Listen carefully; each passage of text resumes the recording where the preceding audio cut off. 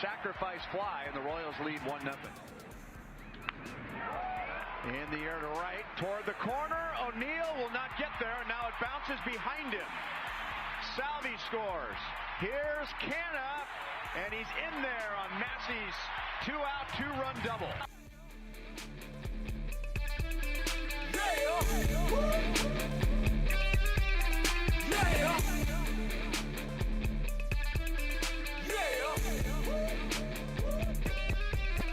National championship is set tonight. Florida taking on Houston, 1.5 favorite. The Florida Gators against the Houston Cougars. We've got it for you right here on Sports Radio 810 WHB with pregame starting at 6 o'clock. It is The Zone, a Monday edition. Heading up until 2 o'clock the next 4 hours. Jason Anderson, Sterling Holmes, Dylan Michaels, Jack Johnson. We'll talk with Joel Penfield coming up at noon. One Royal Way podcast. Mick Schaefer joins us in the 1 o'clock hour. KSHB 41 sports director. We got to learn funniest best, and we will eliminate a couple of sound bites from the bracket of sound as we now have the championship game set. So one seeds, all 4 1 seeds, and one of the things we talked about this week was wondering how good the games would be, because the last time we got all 4 number 1 seeds, the Saturday night games were not good, left a lot to be desired with the blowouts with Memphis blowing out, was it UCLA, and then Kansas just destroying North Carolina in that matchup in 2008. And then we got a fantastic game, although, I mean, the way that it was going with 2 minutes to go, you're like, all right, well, Memphis may win this thing by double digits. And then Kansas made this crazy comeback and won in the national championship there in overtime.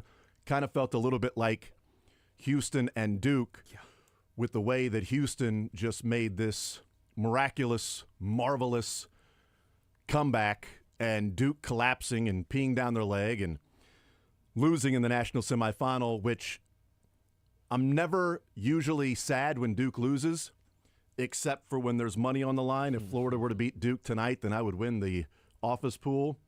St. John was upset because if Duke beat either Auburn or Florida, he would have won. I needed Florida to beat specifically Duke, not Florida beating Houston, because if Florida beats Houston tonight, then Nate Bukaty wins. Houston beats Florida, then Seren Petra wins. I mean, come on. Come on. Wouldn't you rather have me or Steven St. John win, people? Come on, you know that.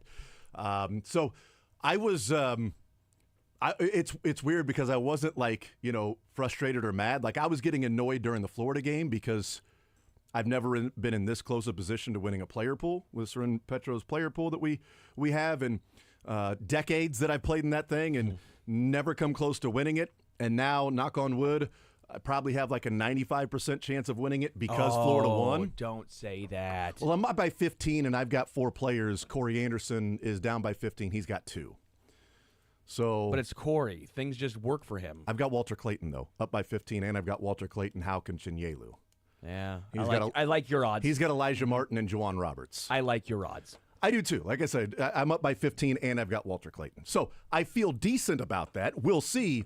But I was frustrated during the Florida game because I'm like, come on, man. If Florida loses, I didn't know what was going to happen in the Duke-Houston game. If Florida loses, I lose all the money. I'm just out because I was trailing going into the Florida-Auburn game, and Corey had 2 Auburn players.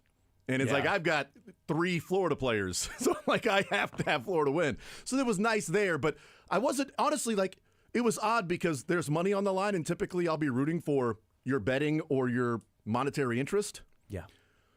But I was watching it as a college basketball fan going, what in the hell's going on? This is crazy. There was a part of me that I wasn't even mad. I was like, holy bleep, this is actually happening, because I like Kelvin Sampson a lot. I would like for him to eventually get a national championship. I think it's absurd, the view of Kelvin Sampson as being a coach that was cheating because of text messages to, was it Eric Gordon? Yeah. To go to Indiana. I mean, sending text messages in a quiet period. By the way, Eric Gordon is now 38 years old or something like that. You know how long ago that was? A long time ago. That was about 20 years ago then. Yes. if I'm doing the math correctly. It was a while ago. And just crippled Indiana's program. Because then they had to fire Kelvin Sampson. They get this huge, probation, loss of scholarships, loss of recruiting. Tom Crean comes in to try to, save the program or whatever and gets them back to respectability with a 1 seed and number 1 team in the land with Oladipo and a couple of other players that I'm mistaking me right now. Zeller. Yeah. Zeller was on that team, Oladipo, and then Christian Watford. He didn't play in the NBA, but he was the guy that hit the shot against Kentucky. The now 3-and-D guy in the NBA, can't remember his name. What position? He's a forward, sort of like a power forward guy, but he played in the NBA for a while. I'll look up Victor Oladipo, Indiana, and see if I can. Yeah, see who was on that number 1 seed team. But so Tom Crean goes and sort of turns them around, but they haven't been Indiana. That was Indiana. I think they would have been with Kelvin Sampson because we know he's a damn fine coach, a really good coach. We see that now. He gets his players to play as hard as any player in America. It's one of the things that I've always respected about Ben McCollum is that Ben McCollum gets his players to fully buy in. Bill Self has always been able to do that to get the full buy-in, which was part of the frustration this year with hey, maybe play the guys that care about the name on the front rather than the name on the back because it doesn't look like those guys are doing that. And Bill Self has always been a guy that you're going to play tough, hard-nosed defense for 40 minutes and you're going to make the other team's life a living hell. Kelvin Sampson does that. He's got a lot of guys in his program that have been around multiple years, but he's got hard-nosed, tough dudes.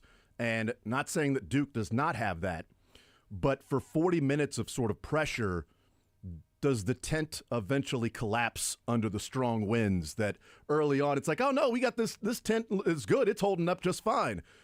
But for 40 minutes of just the constant, does it eventually wear down? I mean, water is going to smooth out rocks over time if you just continue with that pressure that's there. And so I love, Kelvin Sampson and it's sort of, vindication and wanting Mizzou to hire Kelvin Sampson when his show cause came up when Houston hired him and they stayed with Frank Haith for a 4th year. And then, again, Frank Haith left for Tulsa the week after Houston hired Kelvin Sampson. Yogi That Ferrell. was really cool. Yogi Ferrell, that's what it is. Well, Yogi Ferrell. Not Yogi, but they had Noah Vonleh, but that was the year after, and he went to the NBA. It's a bigger dude. It's if you're looking at the 2012-13, right? That's the one with Watford, Oladipo, Yogi Ferrell was on that team, and then you had Cody Zeller. But they didn't really. That's the only. Troy Williams. No, maybe I'm thinking of something else. It's the only NBA players I'm seeing. At least that off the top of my head. Oh, Thomas Bryant was there. No, I Not mean, that year. By the way, the best thing about Thomas Bryant is remember when LeBron broke the record and hit the shot to break the record. Oh yeah. And down in the post, for the ball. Thomas Bryant's down in the post going ball. I'm right here. I'm open. I'm dude. Dog, he did have his man sealed. I mean, that was a hell of a seal by Thomas Bryant. He probably got a great seal for the first time in 3 games, but read the room. LeBron ain't giving that ball up, man. That ain't happening. So yeah, I don't know. It's I don't remember who it was. Doesn't really matter. But Kelvin Sampson has always been a fantastic coach, and Houston and Auburn, by the way, repaid for that same year in hiring guys whose show cause came up for not paying players under the table, because, by the way, you can pay players now. So, not paying players under the table. I hate to do this, but I know exactly who you're talking about now. Who is it? OG Anunoby. Yep, But that was a while ago. That was 15-16 Yep, season. OG Anunoby. Yeah, I went to Toronto. Yep, that's from exactly Jeff who City, it was. by the way. Yeah. Yep, it was OG. OG Anunoby is who I was thinking of, and Crean was still there, right? Because I remember it being a Crean team that OG played for. Sorry, didn't mean to. No, I appreciate it. It was going to bother me. It was going to bother me until we figured it out. So there was going to be something that eventually we would get there. But Crean was able to sort of turn it around a little bit to get Indiana back to respectability. But I think Kelvin Sampson would have had Indiana as what we remember being Indiana. Coaching matters. Programs can lift a good coach to a great coach. They can make a great coach elite/Hall of Fame worthy. And a great coach can also take a program either to respectability or to national championship worthy or back to being viewed as a blue blood if there has been some dormant years. I think Sampson would have done that at Indiana. And he did that at Houston, where there was no history since Phi Slamma Jamma, no NCAA tournament wins in 30 years or whatever until Kelvin Sampson gets there. Now he's been to 2 Final Fours, will play in a national championship. And you can make a case that the only reason he hasn't been in this position before is that he's just been unlucky in the tournament with injuries. Not unlucky in a shot falling, but he's had continual injuries when he's gotten there. Elite Eight, injured team, they lose. Final Four, injured team, they lose. Last year, injured team, they lose. This year, healthy. They get there, and they're playing for a national championship. So I think we've got it's weird because it's like we got the best 4 teams, and we didn't know, like Duke, what they would look like. I thought Florida would win tonight against Duke after watching that game against Houston.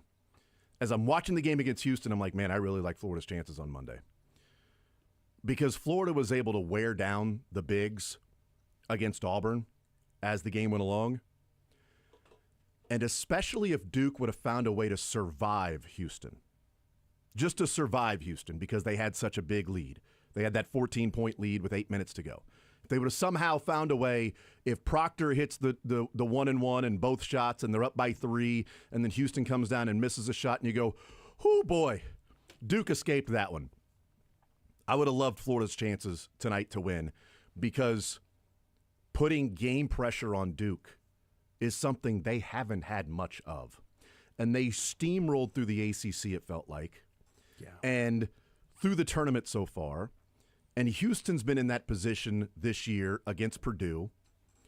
They came back against Kansas in Allen Fieldhouse, down by 6 with DeJuan Harris going to the free throw line with 15 seconds to go and somehow won that game. Which he referenced in his post-game remarks. So we did make it to the Final Four. There you go. Fantastic. Well we done. Made it. There you go. Fantastic.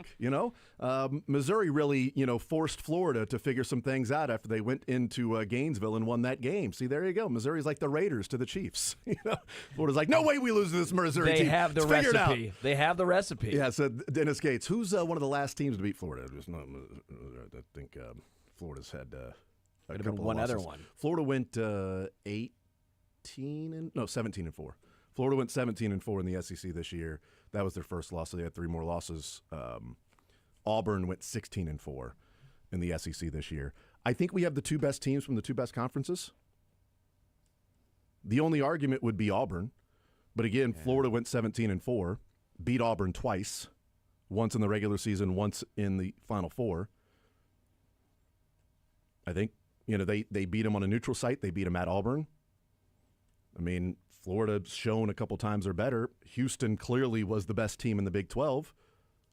Do we have the 2 best teams from the 2 best conferences here in the championship game? It's a great call. I would say 2 best conferences, yes. That Duke team, though. I meant 2 best teams from the 2 best conferences. Yes, Sorry. yeah. That's what I meant. Not like 2 best teams in the country No, I that agree happen with to that be. statement then. Yeah, Yeah. so the best team out of the best conference and the best team out of the second best conference, in whichever way we want to argue. Yeah, I would definitely go as far as say that. In Houston, even including myself here, I just didn't give them the credit they really deserved all season long. It felt like Big 12 is having a down year, not just because of Kansas, but last year you saw more of a top-heavy group, where this year you didn't really have a true national title contender outside of Houston, but they just continued to win. They lost one time at home to Texas Tech, and it took overtime and just beat everybody else and beat a lot of teams soundly. And this Duke game, no, I won't feel bad for Duke fans at all, but I remember a few years ago when Zion Williamson was there, that felt like a generational team where you lose in the tournament. Yes, it is a crapshoot, but you don't get players like that very often. For Duke, I mean, think about it. When was the last time they didn't enjoy a day this season? Maybe when they lost to Kansas and Michigan State, like not too far apart from me, or Kentucky, excuse me. Other than that, they won every single game, had the best player in the country, and then you get to the Final Four, you had just steamrolled Alabama. It felt like since you hadn't won since 2015, right? Like this was the year to do it. Oh, and poor Duke. that's what I'm saying. You had a though, 97.5% win probability. Yeah, I mean, those are the losses where when people say, "Oh, I'd rather lose in the first round than lose like that," there is an argument for it because I'd much rather lose in the Final Four as somebody that. Let me just say that. That's fair. I'd That's take fair the from collapse your in the guys' Final point of Four view. versus I'm just saying, the but collapse anyway- in the first round. Anyway, go ahead. Absolutely fair. Absolutely fair to have that point of view. But for for a team like Duke, when you have talent like that, you lost 3 games and only 1 in conference play on the road to Clemson. Like, you lose like that and collapse not only the 14-point lead, but to have, a 6-point lead like Kansas City at Allen Fieldhouse and just piss the game away. Yeah. Like, those are the losses. I believe it was John Rothstein that said it. That lives with you for a lifetime. That's not remember last year that one that stung? That's one that never leaves you as a fan. I remember for Kansas fans, it was the Trey Burke game, Michigan State. They lost a 10-point lead, Michigan, excuse me, the 10-point lead with 2 minutes to go. And Burke hit that crazy over Kevin Young. past NBA that rattled in. That wasn't the nuts. Final In Four. Jerry but World. Yeah. That was in Dallas. For Kansas fans, that's the one you go, an unbelievable collapse that if they would have won that game, they get to the Final Four. You just think of those seasons differently. And for Duke fans, you go one step further here. They were 8 minutes away from a national championship and being immortalized. Now they won't be. Yeah, and go ahead, Stern. I was going to say, well, this now makes up for Christian Laettner. You got Christian Laettner, and now you have this. Congratulations. You're 1-1. You've had more go your way than not. I will not feel bad for Duke fans. Oh, they had a lot go their way in that game. That's what's so frustrating about, I don't think it was a foul there at the end, but I think Duke got a beneficial whistle throughout most of the game. It's Duke. Of course they did. What are you talking about? It's Duke. But I do love the Duke fans that are like, what a BS call. The referee screwed him over there at the end. It's like, well, one, don't put yourself in a position where you're up by 1 with 17 seconds left when you had a 14-point lead. Don't leave it into the officials' hands. But 2, you had a pretty beneficial. I thought Auburn got a gifted whistle against Florida. Very much so. Oh my! I could not believe it. Janai Broome fouled out in that game, but was called for 1. I mean, the amount of times hook and hold too. He pushed a guy in the. We slowed it down. We actually took a video. The guy that grabbed Hauk from behind and wouldn't let him go up. Yes. He just shoved a guy in the back as they're going to break. And we they're showing it on TV, and how do you not review a that's not a basketball play? Yeah. You just shove a guy in the back and shove him down because you're angry because you're a 23-year-old man playing against 18-year-olds. He came across the head with Clayton when he was going to finish, and Walter Clayton gets hit in the head. It's like, well, one of those guys is also an there's 2 All-Americans there. One's getting the All-American treatment. The other is not. It was odd. But I thought Duke, as we look at, it depends on how it's called. We always talk about that in the NCAA tournament. Duke had so many opportunities. There's no way this could even be remotely discussed about an official by one particular call that, I would have let him play on. But you know what? Would they be in that position if it weren't for some of the other calls throughout the game too? I mean, they didn't have a call go their way. Okay, well, don't put it in that position. You had a 14-point lead with 8 minutes to go, and from that point forward, you turned the ball over 4 times, gave up 6 points on turnovers. You had, I think there was 4. I was taking notes as the game was going along, and then I went back to check. So I want to pull up my notes here to get it exactly right. In those last 8 minutes, 4 turnovers resulted in 9 points off turnovers. They missed the front end of a 1-and-1.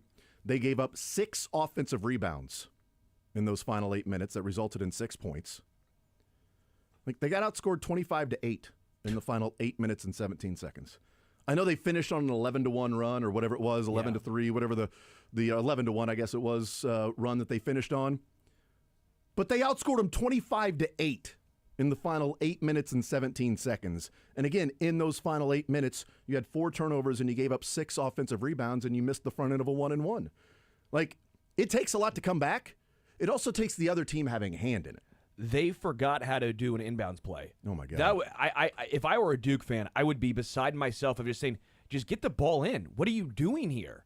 I have never seen at that level a complete Zero idea how to get the ball inbounds. Florida was doing the same thing against Auburn. It was perplexing. Earlier in the night. Do you not have a play? If you're the player, do you not want the ball? It was like they're just sitting there looking around like, what should we do? And then they tried doing the 5 on the outside, and then it worked the first time, which it always does, and they ran the exact same thing. And so then Houston knows, okay, the guy on the far end is running like almost a crosser route here. I'm just going to step in front of it. Yeah. That was driving me insane from a basketball standpoint of I have never seen a team that inept at an inbounds play. Give Houston a lot of credit, also not fouling. The announcers kept talking about how, why aren't they fouling? Why aren't they fouling? They let it play out. They miss it. They come down, and I think it was Sharp hit the three. Sharp hit the three, yeah. And you're sitting there going, well, give Kelvin Sampson a ton of credit because it worked. Trust the defense. Who ran like the sorry, Jack? Who ran the clear out play out of bounds? Was it That was Houston? Florida. Okay, I was going to say Florida had one of the greatest out of bounds plays. They ran like a football clear out where they the sent, 5 across and then the one guy just kind of baseline? did like a dump off route. Well, that's what I'm saying. Houston, Duke tried, and it worked one time, and they went back to it 3 more times and ran the exact same out of bounds play, which, of course, Houston goes, okay, then I'm just going to guard this guy because I know he's going to be the guy coming across. Well, the team that was more inept in inbounding the ball was Kansas this I was year gonna say, against against Houston. I mean, Houston, yes. at least Duke still had, 35 seconds they had to be able to hold the ball for. Kansas just needed to knock down 2 free throws and the game was over. Then couldn't get it inbounds 3 times. Yeah. But I do believe credit has to go to Houston. Auburn was very physical. I also thought Auburn was fouling on every single inbound. Like, they were getting away from that. Houston, the way they were able to almost anticipate where Duke was trying to get the ball, then at the very end, after they had the putback dunk, Duke broke the press, but it almost worked in favor of Houston because who did the ball go to? Their lowest free throw shooter, and Tyrese Proctor. Like, they got everybody else bottled up, left him open, then for whatever reason, Proctor decided to take the ball and keep it instead of give it to somebody else. Right. Houston's just so well coached and so smart on the floor that I feel foolish for not expecting them to do that because they're so long, so physical, so athletic, and just incredibly smart, other than reaching across the inbounds and getting the technical foul. But to recover from that, I don't believe there is another team in college basketball that could have done it. And the thing is, Tugler's so good on guarding the inbound pass. Like, he's one of the better, like, in America. It's one of the reasons why it's a little bit tougher against Houston. One, because of how well they play defense, how tough and physical they are. But also, you've got a long guy that's athletic and can slide right to left. And had a little bit of a brain fart there by reaching across and slapping the ball at it. At that point, I'm like, all right, well, that's over. There it was. And Sampson went down to his knees. Sampson just, like, fainted and just went down to his knees and was like, we're coming back. And that happens. And they hit the free throw, but then, Houston bottled up Duke's offense, and they set up Knipple against, I think, Tugler. And then Tugler doesn't foul when Knipple does the head and shoulder fake, stays on the ground, and then Knipple goes up and he slaps it off the backboard, and they go the other way. And it's like, Houston made a number of plays. But as I said, with Texas Tech coming back against Arkansas and Florida coming back against Texas Tech, like, the other team will play a role in that, although I think Texas Tech was way more Florida because Walter Clayton just wouldn't miss. Like, Walter Clayton and Howe, they had, 3 straight possessions. They hit a 3, and then Clayton hit another 3. Well, they had 4 because Howe hit 2, I thought, and then Clayton hit 2. Yeah, and so it was that was crazy. What I love about tonight's matchup, and we'll take a time out, and I want to get into things that we may take away from these two teams and what we see from these two teams tonight playing in the national championship game, but especially in the NIL transfer portal, now revenue sharing era, or eventually we'll see about the judge approving the settlement. I think that's today at some point. What I love about tonight's matchup is that, and one of the reasons why I thought Florida would have a really good chance against Duke is because of the game pressure and Duke not being in that position before and having a bunch of younger players. These are two teams that, when it got late in the game, the last minute or two, whether they're trailing or winning a close game, they have just simply found ways to win. Both teams have had shot makers, defensive stops, clutch free throws. Juwan Roberts, clutch free throw. The guy's a 50% free throw shooter until, February, and now he's like a 75% free throw shooter since February. I don't know how the second one went in. Like, the second one, if you watched his shot, he almost, like forced it and then had, like, I'm hanging on, trying to aim it a little too long, and it was... It's Papa shot. It's the Papa shot. I asked Tamar Bates at the Final Four on Friday, when did you settle on a free throw routine? He said 3rd grade. He's done the exact same free throw routine since 3rd grade. Juwan Roberts changed it up in February. Juwan Roberts switched his free throw routine in February this year. Like Tamar Bates, 3rd grade. Juwan Roberts, 3 weeks. They've had their free throw routine. And Roberts steps up and hits those shots. A 5th-year senior, a guy that Kelvin Sampson just broke down and cried on senior day because of what he's meant to the program. And a great player, missed, an earlier, finish at the rim and was, But also then, by the way, after hitting those free throws, D'ing up Cooper Flagg that way.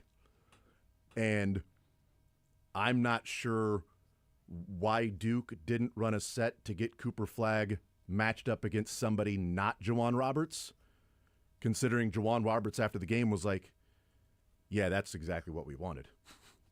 So we want, like, me on him, and I knew the matchup and our advantage there, and that's what we wanted. And John Shire's like, hey, just throw the ball Cooper Flagg, and it doesn't matter who's guarding him. Just let him go to work. Okay, I get some of that. But what if he's matched up one-on-one with the screen or whatever, and it's sharp? You know, I guess he's 6'3", so not. I don't remember who all was in that. But Tugler. Let's just go with Tugler, who's 6'8". And it's Tugler instead of Juwan Roberts, and who's a good defender. Maybe they have to come over and double team. Which, by the way, Malik Wilson was crashing down, and Cooper Flagg, when he turned around, had Sion James cutting to the basket and was wide open, but he wasn't going to give up the ball. I understand why he did that, but it was just odd. They ran a set, or didn't even run a set. It was like, hey, Cooper, go get the ball, and Juwan Roberts one-on-one there, and it was a fantastic matchup there, and the defense won. Cooper Flagg even offensive fouled, hooked, had the chicken wing hook to get open in the lane, no call, which. They're not going to make that call at that point. But these two teams simply know how to finish games. They have been battle-tested through their conferences. To win all of those games in the conference, you've got to find ways to finish out and close out games. And Florida had to close out UConn. Florida had to find a way to close out Texas Tech.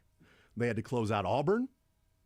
So they have been in this position, and we obviously know what Houston has done this year in never saying die and finding ways to win games. This is going to be, if it's a close game, I have no idea who's going to win because you've got two teams that just simply know how to finish. I'll put my money on Kelvin Sampson in Houston over Todd Golden, but I'll also put my money on Walter Clayton making the big shot because he's done it so often this year. We'll see. We'll take a timeout. We'll come back, continue rolling. I want to talk about some things that we may have learned from this. We'll also get into the Royals. They win a rubber match. Hey! Rubber match 1-2 this year. Take that, last year's 4-13. 1-2 in rubber matches. It only took 3 series for them to win their first rubber match. So we'll talk a little bit about that, what we've seen from Chris Bubich, the Bobby cycle, and another home run that got jacked up. Another baseball that got jacked up. We'll take a timeout. And the transfer portal. Missouri lands a transfer. Kansas gets 2 portal players to commit, one their own, another one Trey Wright from Illinois. We'll take a timeout. We'll talk about some of those things next.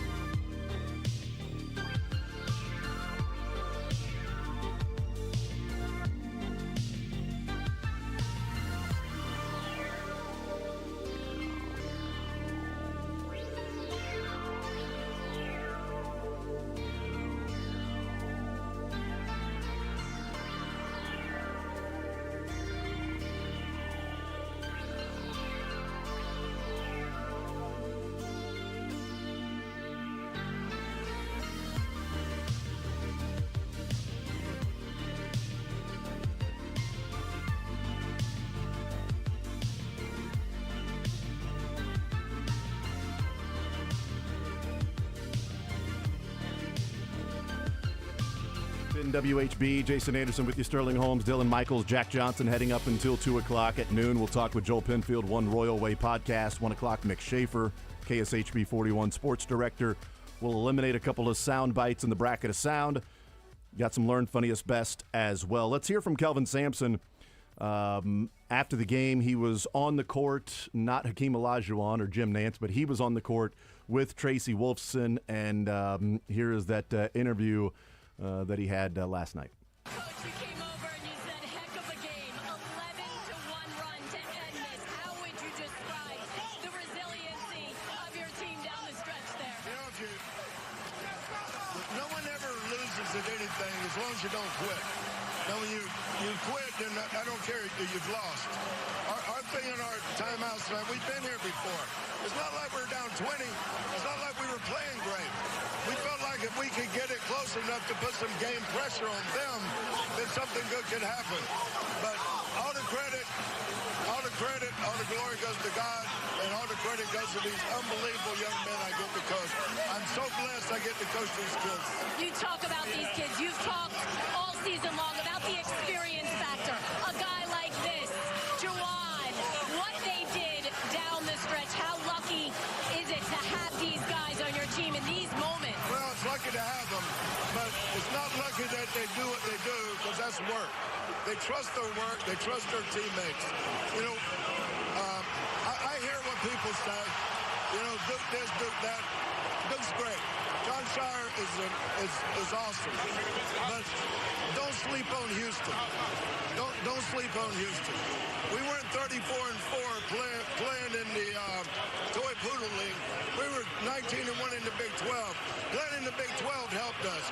Shout out to my Big 12 brethren, Coach Brett Yormark, and all the great coaches in the Big 12. Which league is the Toy Poodle League? I don't know which one. Shot at the ACC? I don't know, or if he was just saying just in general, like, you know, we went 19-1 and people are dismissing us like we went 19-1 in the Toy Poodle League. No, we went 19-1 in the Big freaking 12 this year, all right? And that one loss, as you said, Jack, against Texas Tech in overtime is the only time they lost a game. Like, you know, the Toy Poodle League is not what they were. I don't know, it's the AAC? I was going to say maybe a shot at their old conference. Yes. I do wonder how Big 12 folks feel about Kelvin Sampson and AC. Well, not ACC because Kelvin Sampson in the Big 12, but how Big 12 folks feel about Kelvin Sampson shouting out Big 12 and for our Big 12 coaches and Brett Yormark in the Big 12, because a lot of Big 12 fans are making fun of the SEC coaches through the tournament. They were like, this is about the SEC and the SEC this, and shout out SEC coaches and what the SEC has done and all these coaches here. We got great coaches in this conference. Like, oh, you're rooting for other teams in your conference? That's dumb.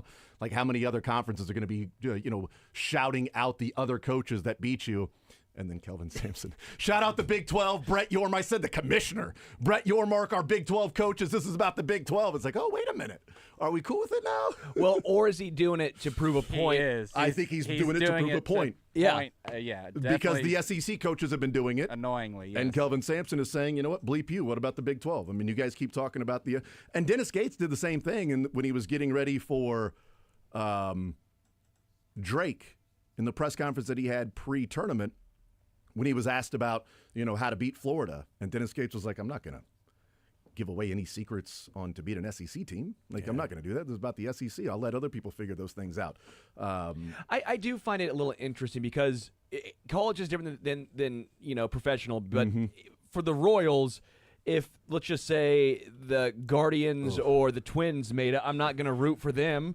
I mean, maybe if they're playing like the Yankees in the ALCS, but like I will say, last year though, because they were clowned throughout most of the preseason, and hey, the only reason the Royals might make the playoffs is because they play in the crappy AL Central.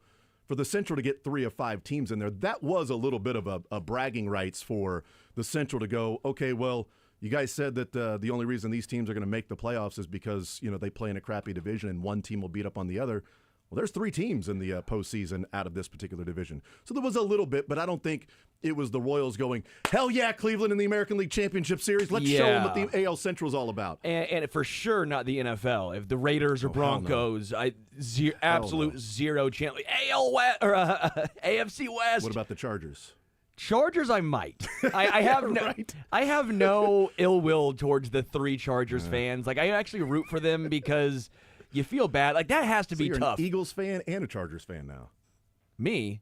Yeah. Wait, what? What? You're an Eagles fan. I Philadelphia live there. Towns. I lived there. I said the NFC. Not when they play the Chiefs. We've got audio of you Don't spelling it out. We don't have to do it. EGLSES. No, we'll play that whenever Florida. We'll play it tomorrow, regardless. Don't you dare. Because I guess you're right. Sterling Clips are Florida. That's number 1 seed. Strong. Yes, that's right. We got to knock out a couple of. But number is 1 it seeds weird today. that like, do you feel you're a Mizzou fan as well? There's certain teams like I wouldn't root for Auburn. Here's the reason but here's the reason I understand it from the coaching perspective is the Big 12 sort of annoyed that the SEC got 14 out of 16 teams in. The ACC, other conferences are like, there's no reason a conference should get 14 of 16.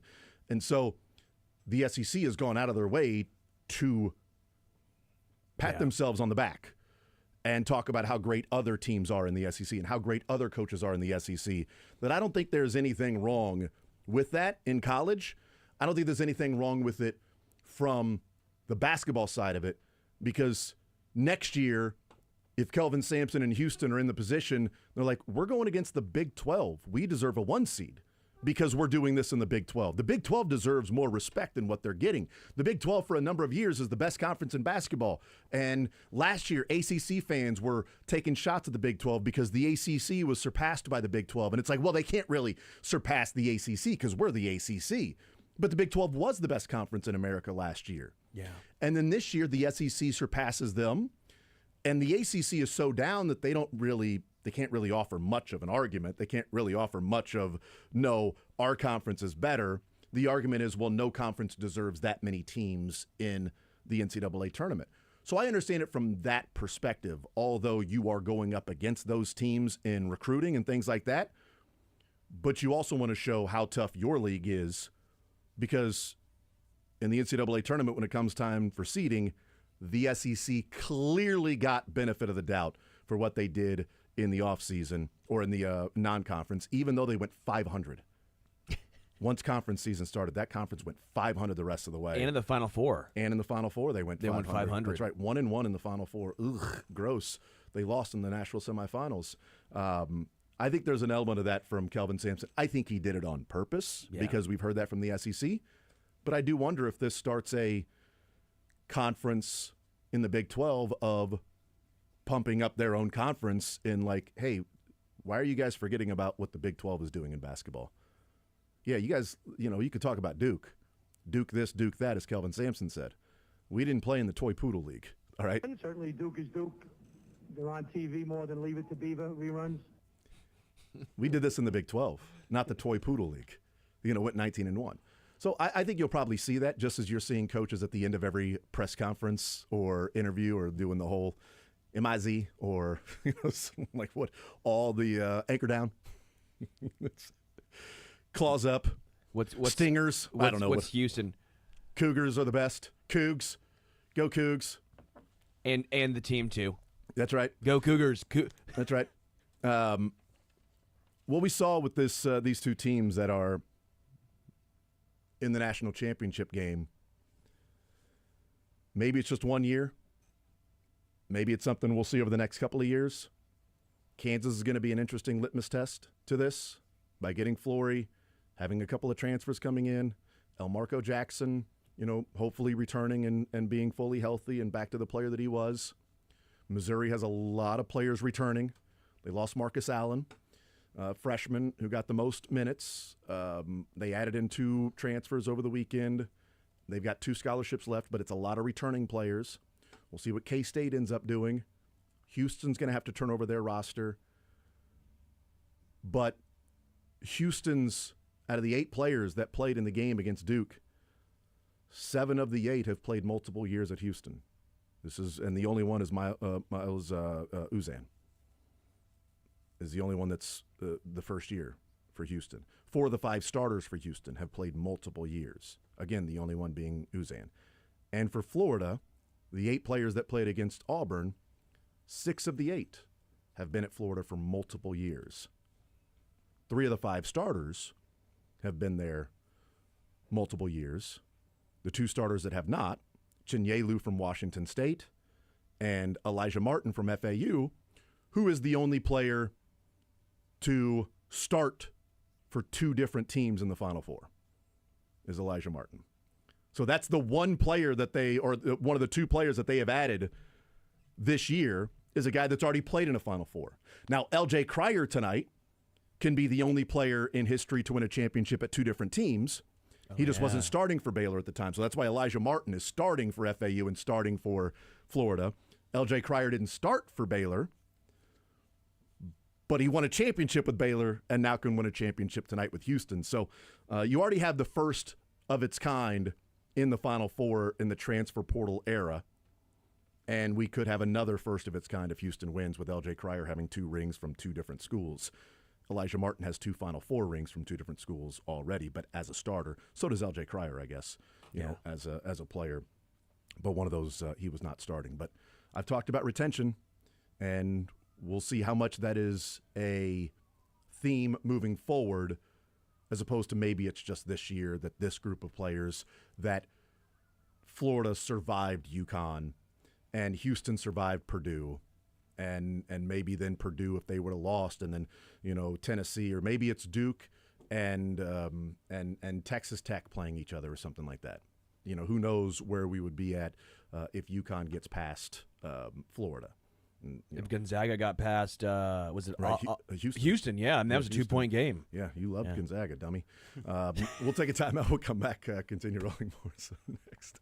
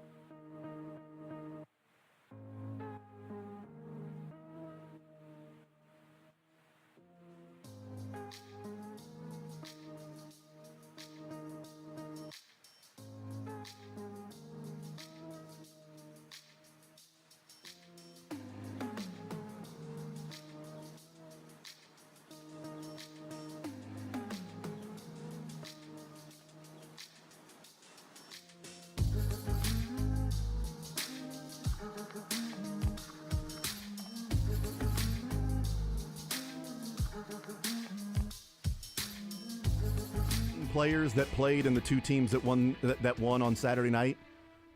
8 players for Houston, 8 players for Florida that played in that game. That of the 16, that 13 of the 16 are multiple-year players at that school, and 7 of the 10 starters are multiple-year players at that school. Is that a coincidence there? If Duke would have just simply taken care of business, then we'd be talking about a Duke team that has a bunch of first-year players because they've got stud freshmen. You know, it's like what we've talked about. It's like, well, if this would have happened or that would have happened, then, you know, if this Cinderella would have won, if San Diego would have hit a 3, or if, Yale would have held on there a little bit more. I'm trying to think of some others that were close Cinderellas that didn't happen. But, like, sure. So we talked about the Cinderella's dead. It's like, well, you know, maybe, you know, last year Yale did win. Last year we had, you know, Princeton 2 years ago was in the Sweet 16. Like, we've seen some of those. Drake did win. Is this a one-off? Do you think it's a trend that the teams that will have the most returning players of high-level players are the ones that we'll see be able to survive the tournament for 4 or 5 games? Well, I mean, 3 of the 4 teams, Auburn had a lot of returning players as well. Mm-hmm. So I think there is something to that. I think if you're Missouri, you should be thrilled at least that you're having a lot of your better players returning, at least as of now is what it looks like. Mm-hmm. But Kansas is going to put it to the test of doing something completely different where the majority of their players are going to be new guys. Yeah, Flory's coming back, and we'll talk more about that. I know that's on the docket as well. El Marco would be year 3 for El Marco, yeah. but I think there's still multiple ways to do it. Because you saw Duke. If you get a Cooper Flag, then everything changes. If you get him and Knipple, things change. But the odds of a 17, 18-year-old freshman who looks like that, whose body's built like that, is such a different situation. The reason why I think it's so big and why I get so fresh with Auburn is because when you have 23 and 24-year-olds go up against 18-year-olds, that's grown men up against, I mean, again, I think the outlier is the Cooper Flags. Most 18-year-olds aren't built like that. You can just bully them. It's a different style of game. I do think, though, to your point, the veteranness of these teams, there's something to it. Yeah, Texas Tech has only 3 of their 8 players are in multiple years. So if Texas Tech would have held on against Florida and made the Final Four, and maybe they take care of Auburn, and we're like, well, you've got one team that has a bunch of returners, and you've got another team that 2 of their 5 starters are returners, that 3 of their 5 starters for Texas Tech are first-year players. Well, that's not what happened. You know, Florida ended up finding a way to win that game. We'll take a timeout. We'll come back. Let's talk some Royals coming up next.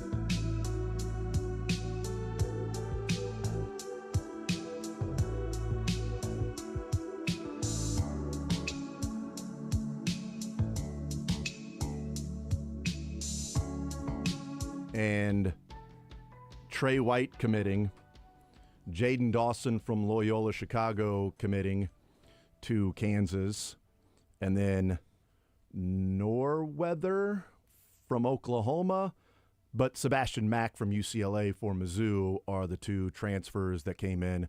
Norweather not really offering much, quite frankly, other than maybe depth, but they do need a big man, and it would be nice if they could find a legit big man outside of hoping that Peyton Marshall will turn into something. Norweather doesn't seem like somebody that you would be relying upon with a guy who didn't play much and averaged 2 points per game for Oklahoma. Trent Burns. Trent Burns, certainly, yeah, but it feels like he's more of an outside-in player. Yeah. 7-footer that likes to shoot the three, so more of maybe a better Vanover. Oh, don't say the name. I knew you were going to say I said better. I said better Vanover. I didn't say diet Vanover because he can't be on a diet. The guy doesn't weigh anything. He's just bone. I hope he's what everyone thought Dragan Bender was going to be. That's fine, That's too. what I'll go with. That's fine, too. So, I mean, there are some bodies and some names, but is there somebody with ability to do that? I doubt Norweather is that guy. Sebastian Mack is interesting. He's got a couple of years of eligibility left. Was a top 60 player out of high school that went to UCLA, started every game his freshman year, came off the bench this last year, had some big games, and then in the NCAA tournament scored a total of 4 points, 0 in the first round, or 4 in the first round, 0 against Tennessee in the second round for UCLA. So we'll see what Sebastian Mack ends up being, but they've got a lot of guys returning. So I do want to talk about that here in just a little bit in this hour that we'll get into some college basketball some more. But let's get into the Kansas City Royals, and they win the game yesterday. Let's hear from Matt Quattrero. Was asked by Danny Klinkscale about, a rubber match. You guys have won a series. It's the third series of the year. You won it. The rubber matches early in this year, you were 0-2 and did not win those games, obviously, but it was a trend that continued from last year being 4-13. Here's Matt Quattrero's answer when asked about how big this game may have felt more than just one game, by 1, winning a series, and 2, winning a rubber match game. We're focused on trying to win the game today, right? And I don't know what numbers you're referring to with the rubber games, if they haven't gone our way or not, because whether they do or not, we're going to come back tomorrow and try to win. So we didn't put any more focus on this game. I mean, we left a lot of runners on base today. We could have made that game we could have separated it a lot if we had cashed some of those in, and would have felt differently too. But overall, I mean, a win's a win. You think Matt Quattrero knows that last year they were 4-13 in rubber match games? Yes, there's no way he didn't recognize that, but it also fits into the narrative that the Royals really don't care about what happened the day before. No. If they lost the first 2, they're not looking at it as, we've lost the first 2, it only matters what you do in the next game. So I believe he had to have been aware, because coaches talk about that, hey, we got to find a way to get this, but I truly do believe that narrative is true about they don't care about what happened yesterday. I mean, we'll talk about it today. I don't believe they care at all about what happened. I agree with that there's that element of not, caring about what took place before. It sounded legit, though. I don't know what you're referring to. He sounded perplexed. He was, I don't know what you're referring to. 17 rubber match games. And the frustrating thing is there was a run in the middle to late season where they would win the first game of the series and lose the next 2.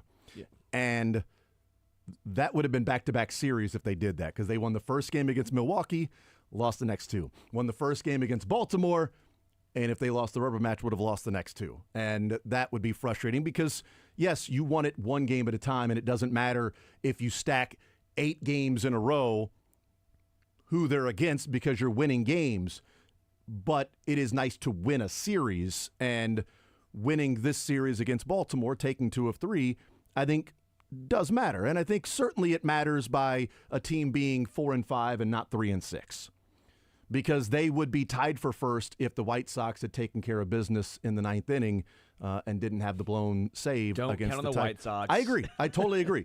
And good on the Detroit Tigers for taking care of business, for getting the 3 runs in the bottom of the 9th, trailing by 2 and having the walk-off. So good for them. They're 5-4. The Royals are 4-5. Difference of a game here or there. Cleveland's 3-6, Minnesota's 3-6. The White Sox started off 2-0, but they've had a rough stretch since then. Or they were 1-1 or whatever. They were at the top of the division at one point, but they're sitting at 2-7 now, with a -5 run differential, by the way, which is better than the Twins and the Guardians. So, but the theme of the rubber matches, I've got way more confidence this year in them winning some of the rubber matches than last year. And here's why. I went through every single rubber match game, all 17 of them last year, okay, to see what happened and how they lost or won, and was there a theme. Well, I'll tell you this much. In the 13 losses, they averaged 2 runs per game. In the 4 wins, they averaged 5 runs per game. Okay, well, that makes a difference right there. In the 4 wins, the starters went a combined 26 2/3, which is averaging out to 6 2/3 innings, giving up a total of 4 earned runs in those 4 wins. But here's where a lot of the losses happened. 6 of the 13 losses, they had a lead in the 8th inning or later. We know the bullpen this year, having a lead in the 8th inning or later, is a little bit different than what we saw last year.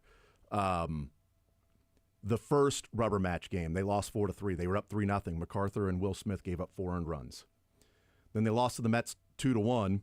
Reagans went 6 innings, gave up no earned runs. Stratton came in, gave up 2 earned runs. They lost 5-0 to Baltimore. Nothing. You didn't score any runs. Lugo went 5 innings, gave up 4 earned runs, but it didn't matter. You didn't score any runs. They lost 4-1 to Detroit. Skubal was on the mound. Probably going to lose. If they go up against a rubber match with Skubal, unless Reagans or, Lugo was on the mound in that game. No, it was Waka was on the mound in that game. But, Skubal's Triple Crown. All right, so you kind of expect to lose that particular game. They beat Toronto 6-1. Lugo went 7 innings, 8 strikeouts, gave up 1 earned run. Texas, they lost 3-2. They were up 2-0 in the 8th. Schreiber and MacArthur came in and gave up 3 earned runs.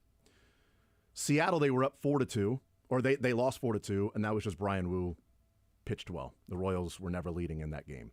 They lost 3-0 to Glasnow.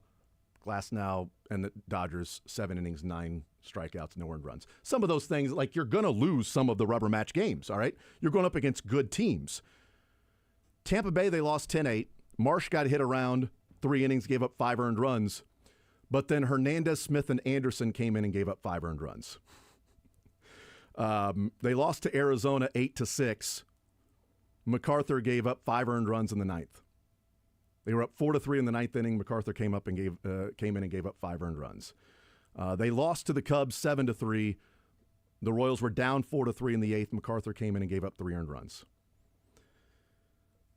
They lost to the Phillies 11-3, but that really didn't matter. Will Smith gave up 3 earned runs there late. And they lost to the Yankees 4-3 in 11 innings, and Bubic came in the 10th, gave up a run, and the 11th gave up a run. The ghost runner both times.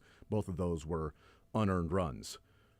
But some of those you're just going to lose because that's baseball. You're going to go up against Glasnow and Skubal, and Woo's a solid pitcher. And he's going to have, Brian Wu for Seattle is going to have some games where he goes 7 innings and gives up 1 earned run because he's a solid, good pitcher. Sometimes on different nights he can be great. He's got that ability. But if you find a way to win half of the games where you had a lead in the 8th inning or later, they're 7-10. That's not as drastic as 4-13. Yeah. 7-10 is like some rubber match games. You win some, you lose some. At that point, you're like, boy, you're 1 win away from almost being 500. Right now, we're changing 4. But what I'm saying is, a lead in the 8th inning or later with that team is different than this team. I feel a whole lot better with this team this season if they've got a lead in the 8th inning or later that they're going to take care of business. And they did that last night. Harvey, Urseg, Estevez, 4-1, take care of business, get out of there, solid baseball game, you want a rubber match. Because, Cleveland, they lost 6-2. Long and Stratton gave up 5 runs earlier this year. Milwaukee, they lost 3-2. Estevez and Long gave up 2 runs, 1 in the 10th, 1 in the 11th. My issue with that game was Urseg pitched through 9 pitches, and he took him out of the game for Schreiber. Schreiber was fine and got the job done, but Urseg only threw 9 pitches. Then you brought in Lynch for Schreiber. So now you've used Harvey, Urseg, Schreiber, and Lynch for 3 1/3 innings. And all you had left was Long. So you brought in Long and you lost the game. I don't really blame Long on that one as much as I blame the usage of the pitchers there. And then in this one, Bubic goes 6 2/3, gives up 1 earned run, and then Harvey, Urseg, Estevez. You hand it over to those guys with the lead. I don't know how many of the 6 games that they had a run, that they had the lead in the 8th inning or later, are they going to lose? It's a bullpen now that's identity, at least with those last 3 guys. They're not afraid to attack you in the zone. And last year, some of those names you were bringing up, I mean, Chris Stratton was throwing high leverage innings for this team early on last season. Will Smith was their closer. Then James MacArthur was their closer. What I've loved so far, we knew that Lucas Ursig was going to be great. We knew that was always going to be a factor of this bullpen. We knew because of the money they gave Carlos Estevez that once he gets the velocity back up, he's still trying to ramp back up. I think yesterday it was down 92, 93. He hadn't pitched since the Milwaukee loss. So I almost wonder if you needed to get him going a little bit more before he's back up to 97, 98, 99. And he did have a game last weekend, right? It was 95, 96. 97, yeah. So I'm okay. I'm not concerned of his velocity because there is a game when he went out there and threw like Estevez. In the Royals, if they're concerned, we'll be concerned. It's clear that both the Royals and Estevez are not concerned. The difference right now is how Hunter Harvey looks. And last year, I'm now 100% confident he never threw 1 pitch healthy for the Royals. I believe the overusage that Washington put him through in the first half, which they're not going to pitch him and go, well, we got to make sure he's good for the next team we trade him to. They were still trying to win baseball games. But Harvey now, which had been consistent with the good years of his career, but velo's good, didn't walk too many guys. And even yesterday, he falls behind 3-0 and then just attacks the zone again. We saw Ursig do the same thing. Yeah. Falls behind 3-0. Yep. We're going back in the zone. Where last year with a lot of those guys, they didn't have the stuff to go, all right, 3-0, I got to let one down the middle. You'd see Stratton throw like a 3-0 changeup that would miss 5 feet off the plate, which he's still doing now. He's not throwing high leverage spots. Now you've got 3 reliable guys, and the best part about this is they do have the track record. Where now for this bullpen to go from really good late to overall it's a great bullpen, you need an Angel Serpa to get back to where he was. Yeah. I don't know how much longer Sam Long or Chris Stratton's going to be here. I would say not long, but there's reinforcements they can go to where I also believe the mentality of it is different than last year where, oh, these guys are struggling. We don't really have much. They'll work their way through it. The Royals are going to try to win a division this year. And if you've got a 10.8 ERA 2 or 3 weeks in, guess what? We're not waiting around for you to figure things out. We're only asking you to pitch the lowest leverage spots. And right now, Chris Stratton's not doing that well. Sam Long, unfortunately, has been in high leverage situations, but sometimes not really his choice. He was the only guy left out there. But I do believe the Royals, once they build this bullpen the way they want it to, you're only going to need 5 or 6 from your starter, which kind of gives you that cushion for the regression that is bound to come from some of the guys, because then you can turn it over to reliable guys in the bullpen, where last year it was, please God, give us 7 innings, and then please God, let's be up 6-1, because they're going to blow anything that's a 2-run lead or less. So my concern, dude, my concern, dude, is... You do love letting people know what your concerns are. Angel Serpa looks bad. This is our concern, dude. Yes, thank you. Sam Long looks bad. Chris Stratton looks bad.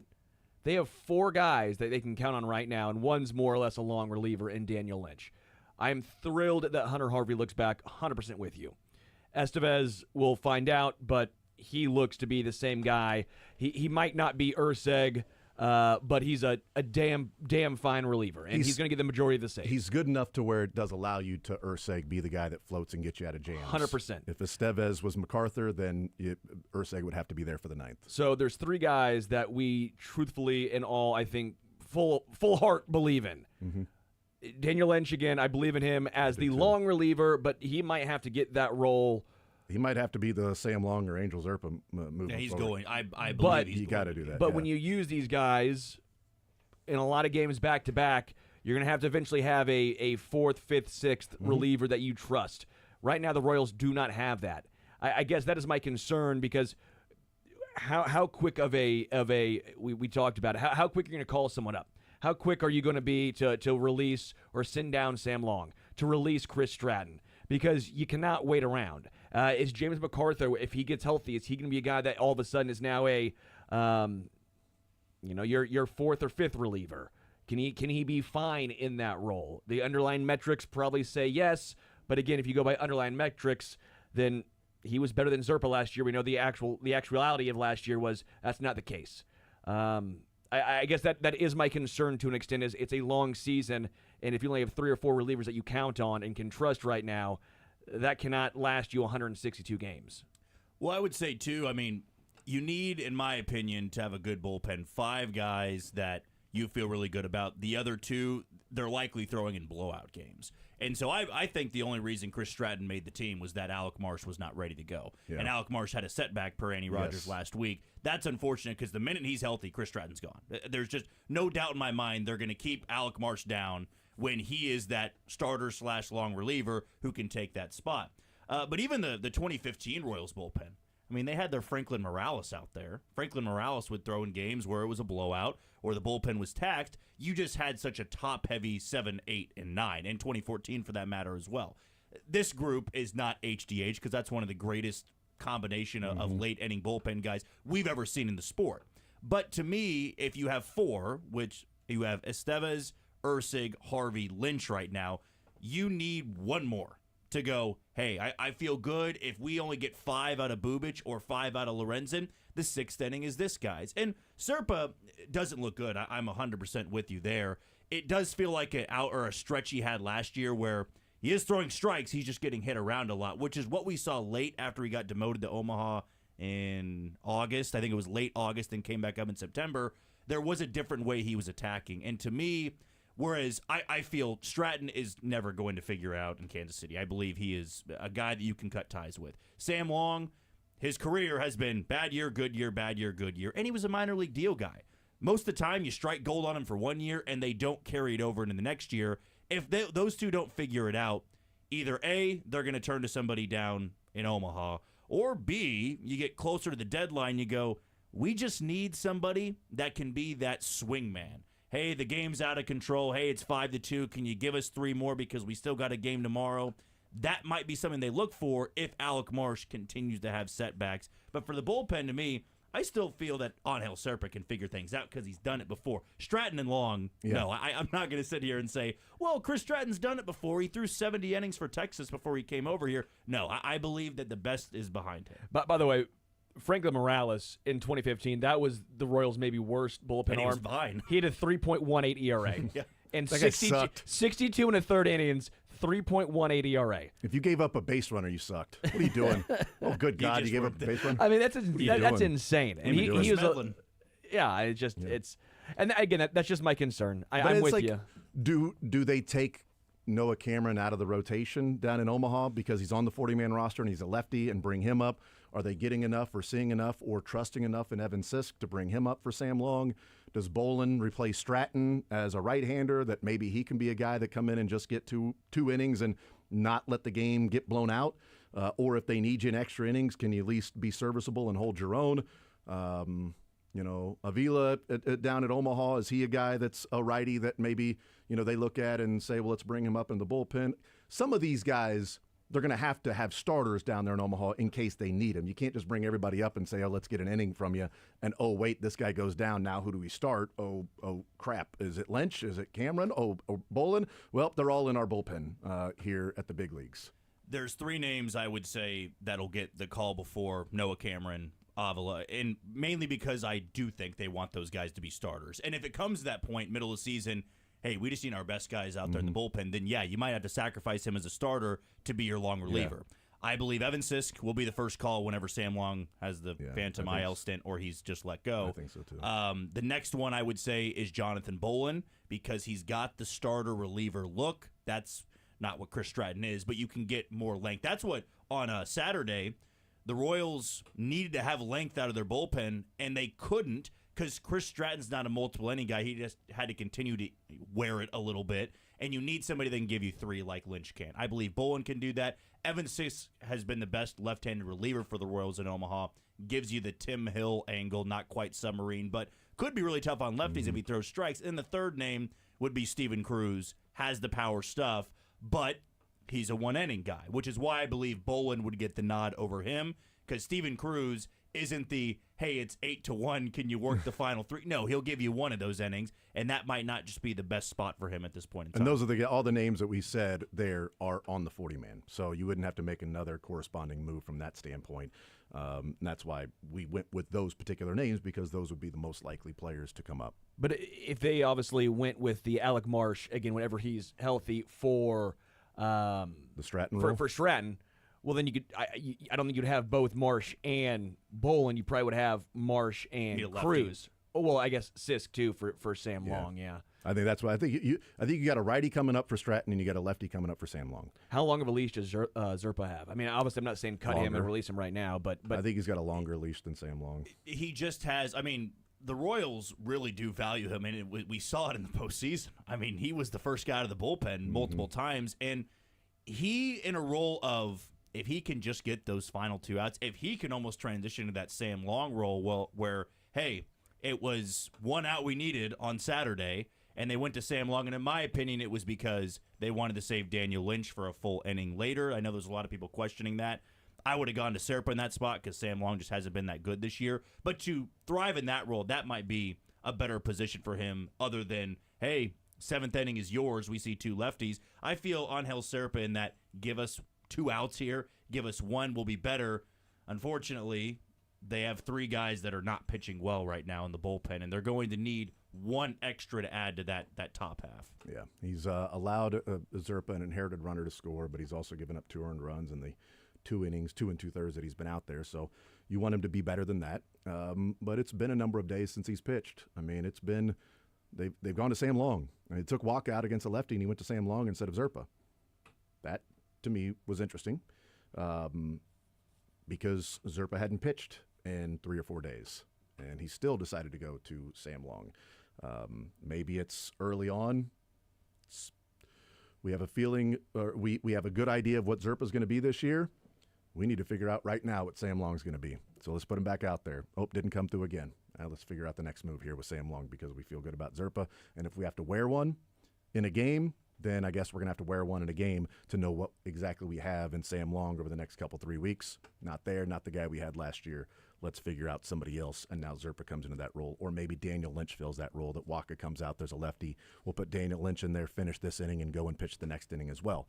Maybe that's the strategy moving forward. I would have liked to see that as opposed to Sam Long. Shocking Sam Long went out there and the inherited runners scored, and then 4 more scored. Like, who could have seen that coming? Like, nobody. Quatrero had to be shocked that happened, because if he doesn't do the lefty versus lefty, I think the brain will short circuit. Like, righty versus lefty, water, electronics. Like, I just got to be lefty at that point. When you go to the bullpen, no matter who's out there, it doesn't matter. Lefty. Will Smith, throw him out there. He's lefty. Doesn't matter, you know.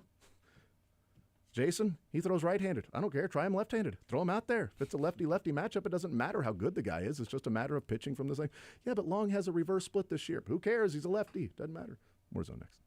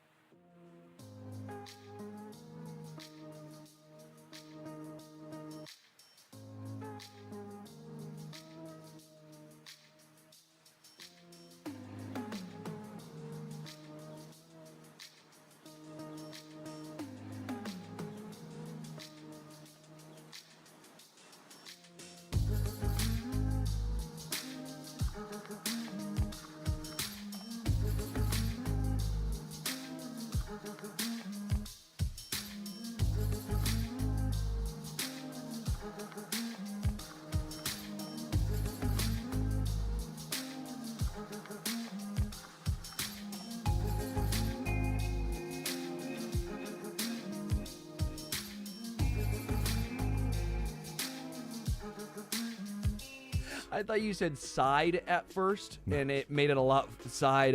Side boot? No. That was close. Cy Bubic and Chris Young.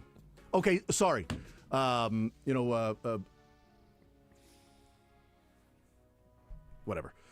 Chris Bubic or Cy Young, whatever he is. Chris Medlin. There we go. Let's go with that one. I don't care. Here's Chris Bubic. He was asked about the changeup. We've talked about the fastball and how good it's been for him. Well, this is the good part about having multiple pitches, and a pitch that was his calling card, his bread and butter when he came up with the Royals. But he was asked about his changeup that seemed to be really working yesterday. That was the most consistent swing and miss offering. The fastball did its work in the first start. Did a good job getting called strikes today. But the changeup for sure, especially when they stack 8 righties in there. I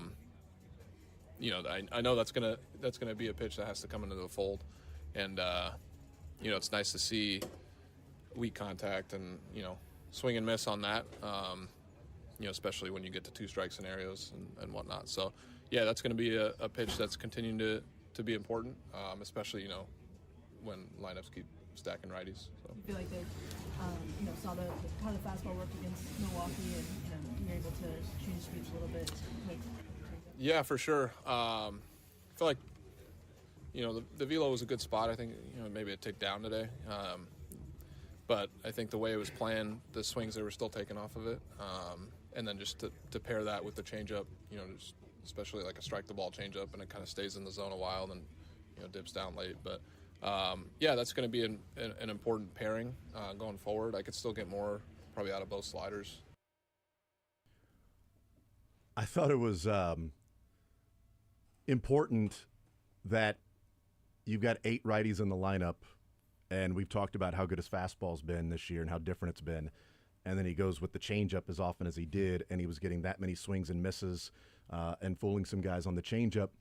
But I also think it's interesting hearing from a professional pitcher that you're just like casually saying, well, throwing the strike the ball changeup, Yeah, right, Dylan. Just throw the strike the ball changeup. Just throw the changeup that stays in the zone a while and then drops out at the last second. Just throw that one. It's like the show where you put the marker, it lands every time. I mean, just he's like, well, throwing the strike the ball changeup. Yeah. But it's not that easy to just say, well, I'm going to throw the changeup that's going to be in the zone, and then drop at the last second. Mine was the ball to ball. Or the strike to middle. Strike to middle changeup. The ball to strike changeup. What happens there. But I thought that we said, the fastball, the velo was down a little bit, but the changeup is obviously going to be important if they stack more right-handers, and it was working in, showing strike, because if they just sat on it, then it was going to end up being a ball.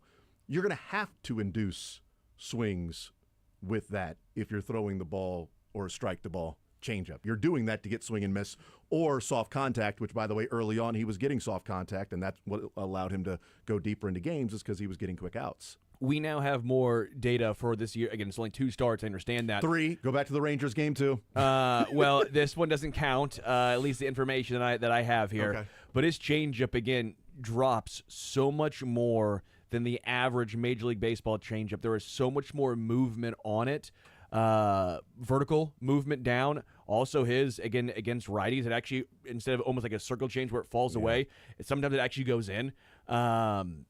It's just been very impressive. So when you hear him say he has a changeup working, the numbers back it up. It's not like a guy who says, I made one bad pitch, but then you find out after the game there's 7 pitches down the middle, just 6 were fouled off, and then the one was crushed. No, Bubic has perpetually this year with that changeup gotten so much movement in bad swings or soft contact on it. You couple that with a changeup that drops as vertically as it does with the 4-seam fastball that he has, not as fast as even Major League average. It's 92.2, but when you couple that with the vertical horizontal movement that also comes with that 4-seam fastball that it looks like it stays high and almost rises, well, then you're changing the viewpoint of the batter so much, it makes it nearly impossible to hit or to square up. Well, I'm still frustrated, too, that he should have had 7 shutout innings I know, yesterday. right? The fly ball that Hunter Renfroe dropped had an expected batting average of 190.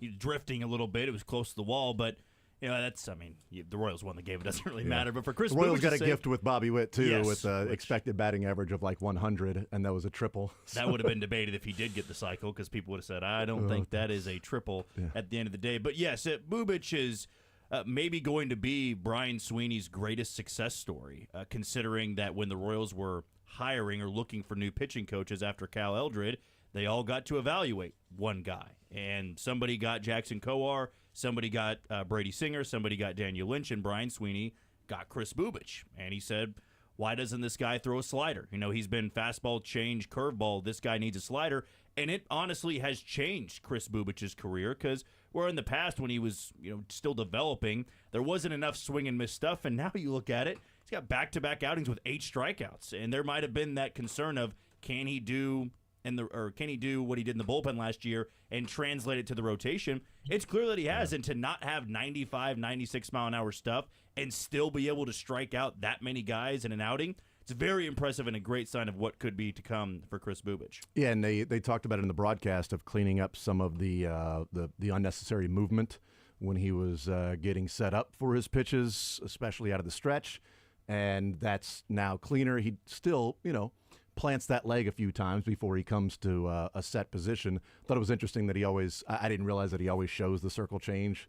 He holds the ball in his left hand with the circle change until he gets the sign, or hears the sign of what the call is, and then he comes up and steps 3 different times. And they probably told like you and little man, like, you always want to make the hardest grip, and at least you've been taught as a young kid, like, make the hardest grip in your glove so that when you change it, it's not obvious. So, like, circle change, obviously getting your hand all the way wrapped around the baseball is going to show. So you always start with the hardest grip. Yeah, and I was watching it too, and I'm like, there was no glove movement. There was no, like, he didn't, you didn't see like the arms moving around when it was a different pitch or anything. So yeah, cleaning that up, and the slider. Yeah, it's nice that there are some pitching coaches that maybe know what they're doing. With those guys. That's pretty cool. Bobby Witt had an opportunity for a cycle. Matt Quattrero, let's hear Q first, and then we'll hear from Bobby. Here's Matt Quattrero weighing in on Bobby Witt's chance for a cycle. What inning was it, the 4th, when he got his 3rd hit? So then I'm thinking he's going to get at least 2 more chances. He only ended up getting 1. They settled things down there in the middle to late innings, but yeah, good for him. I mean, when he gets on base 3 times in a game, things generally go our way. Matt, you must, I'm sure, feel it's inevitable he'll hit for a cycle, and in a way it's just sort of will or won't happen. But what's that also say about his capacity as a player, that he's probably going to contend to do this? You've seen it already a few times. Well, that's one of those things. I mean, you can't take for granted that anybody gets 3 hits in a major league game, and for Bobby to do that however many times it's been so far, is pretty remarkable. I mean, that's tough to do. And his speed obviously sets him up in this ballpark for triples. He's got power to hit the ball out of anywhere. So, yeah, I think it's a matter of when, but those are the kinds of things you don't think too much about until they're in the moment. Let's hear from Bobby here. Bobby was asked about, the cycle watch and that last what ended up being at bat. Thought, I'm with Q. With 4th inning, he gets his single. You're like, all right, well, the way they're getting hits and putting runners on in this game, like, he might have 2, maybe 3 opportunities, but they couldn't capitalize on some of the times they got men on base. But here's Bobby Witt on the cycle watch. You don't really try to think about it too much, because it's kind of sometimes you feel like the cycle's luck, and so you just got to go out there and just hope for it. But yeah, if you start thinking about it, and I feel like maybe I did a little bit, and so you just got to go in there and just enjoy the moment, and if it happens, it happens. I thought it was interesting. I did a little bit, starting to think about it. And they were up 4-1. If they were up like 8-1, 9-1, then yeah, go all out, try to hit a home run. But he said, he did think about it. Last year, he had 11 games in which he had 3 hits in the game. But I haven't seen a number as to how many games he had where he had the 3 hits and still had an at bat. We remember the one where he got hit by a pitch. So that one stands out because you got the boos from the crowd there at the. But it's like, it's one thing if, like, his last at bat he got a double, and now he's got a home run, a single, and a double. Well, he didn't have an opportunity for going up to the plate with a cycle. I don't know how many times he's done that, where yesterday's scenario. But we got the Tiger Slam. Can we call it the Bobby cycle? He hits a home run, pops out, then gets a triple, double, single. So in 5 at-bats, he had the cycle. The home run from Saturday. It's 5 at-bat cycle. Can it be a Bobby cycle? I mean, it's just carried over. We got the Tiger Slam. All right? It's a thing. People call it a Tiger Slam. And Bobby is clearly the only player that's ever done that. Clearly. That has had a cycle over the course of 4/5 at-bats in 2 games. The only player ever in the history. I looked it up. Does he get a cycle at the end of this year, or does it take a couple more years? It's tough to predict because it's so random. I want to say it was Jake Eisenberg yesterday saying something along the lines of, a cycle's great and everything, but it doesn't guarantee you win. He's like, would you rather hit for the cycle or have a 3-home run game? If you have a 3-home run game, you'd rather, for sure. You're probably winning that game. So to me, he's got to, because he's a 5-tool player. I mean, a triple is easy for him. Whereas you look at some of the other guys in the lineup, like Salvador Perez will likely never have the cycle unless somebody dives and misses in their series in San Francisco in Triples Alley, and he's able to get all the way around the bases. I mean, Vinny had a guy fall through into the bullpen, fall into the to get his triple. So you never know. Like, Bobby needs to gap one. And what's so frustrating is last year, if I'm not mistaken, when he got hit, all he needed was a single. Yeah. And they hit him first pitch. Yep, that was the frustration there, is he just needed a single. He'll get it eventually, but I just don't know if I could say it's this year. It's so random. And what would be hilarious if someone like Michael Garcia gets it? Just on a game that we're not even predicting. Like, he gets the triple, he gets the home run, and then he finds a way to get it. But for Bobby Witt Jr., it should happen, because when you're blessed with the power, the contact, the speed, it should be happening for you. It's just tough to predict. It's nearly impossible to. I can't wait for MJ Melendez to get it. MJ, That'd be awesome.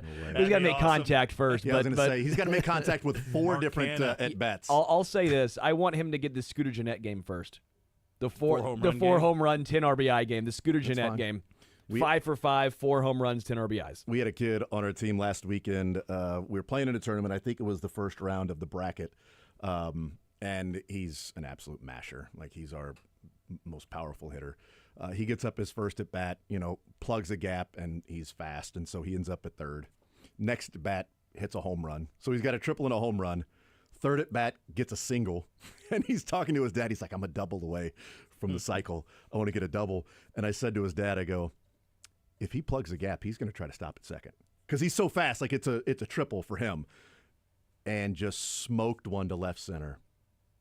And he's going around second, and I'm waving him. I'm like, come on. And he goes to second, and he hesitates and stops and looks around. But they were still fielding the ball. So then he hits up at third, and he was like, dang it. I said, I told you he was going to stop at second to try to get his cycle. We were still in the game, though. Like, we needed some runs. Like, get to third here, buddy.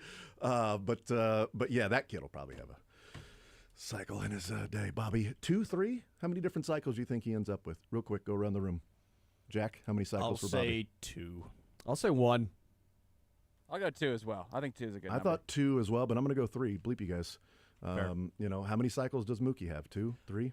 Bobby would do that too, where if he needed the double, I believe I don't think he'd stop. I think he'd keep going. I don't think he would care enough. That's I part believe of it. Truthfully, with how he plays the game, he would need a double and he wouldn't stop. Even if it was like 9-1, I don't know. If it was 9-1 and he hits it down the right field line, and it might have been a triple, or let's just say the same exact thing happens in his first at bat, and he gets to second, I think he slides into second. I think Vance Wilson would have to be saying stop. No, imagine if it's 2-1. He well, can't if it's stop. Yeah, if it's 2-1, then go. Bobby would care what too about much about that. 4-1 like yesterday? Do you go? Man, I don't know. That's that. He would need a single, and he's going to stretch it out into it. That's why I have 1. Is that's because the most electric is when you have to stretch it. I think he'll have 1 just because I think he cares too much about winning, and even if it's a blowout, I just feel like he would do whatever it takes to get the extra base. Is it the most electric to stretch a single? Because Wyatt Langford last year's last at bat needed a home run, and he ripped it down the left field line, and he hit a home run for the cycle. Like, I don't know what's cooler, like stretching a single into a double, or the triple for the cycle, or the home run in your final at bat. The triple, because I was there yesterday, and the crowd roar from going second to third is, I believe, louder than watching a home run, because that's an immediate crowd roar. Like, when you see somebody go first, second, and they're not slowing down, I think if that was for the triple, the place would be electric. Bobby was 2 steps away from second base when the center fielder was throwing it in. Not 2 steps past second base. He was 2 steps from touching second base, and the center fielder was throwing the ball in, and he beat the throw to third. His speed is just ridiculous. And as a total aside, Chandler Simpson for the Rays, the fastest man in baseball that had 100 stolen bases last year in minor leagues. He beat the first baseman to the bag on a slow roller to first. Yes, beat the first. It's as close as you get to stealing first. Billy Hamilton, he steals bases, but he can't get on first. You can't steal first. I think Chandler Simpson actually showed that maybe you can steal first. More Zone next.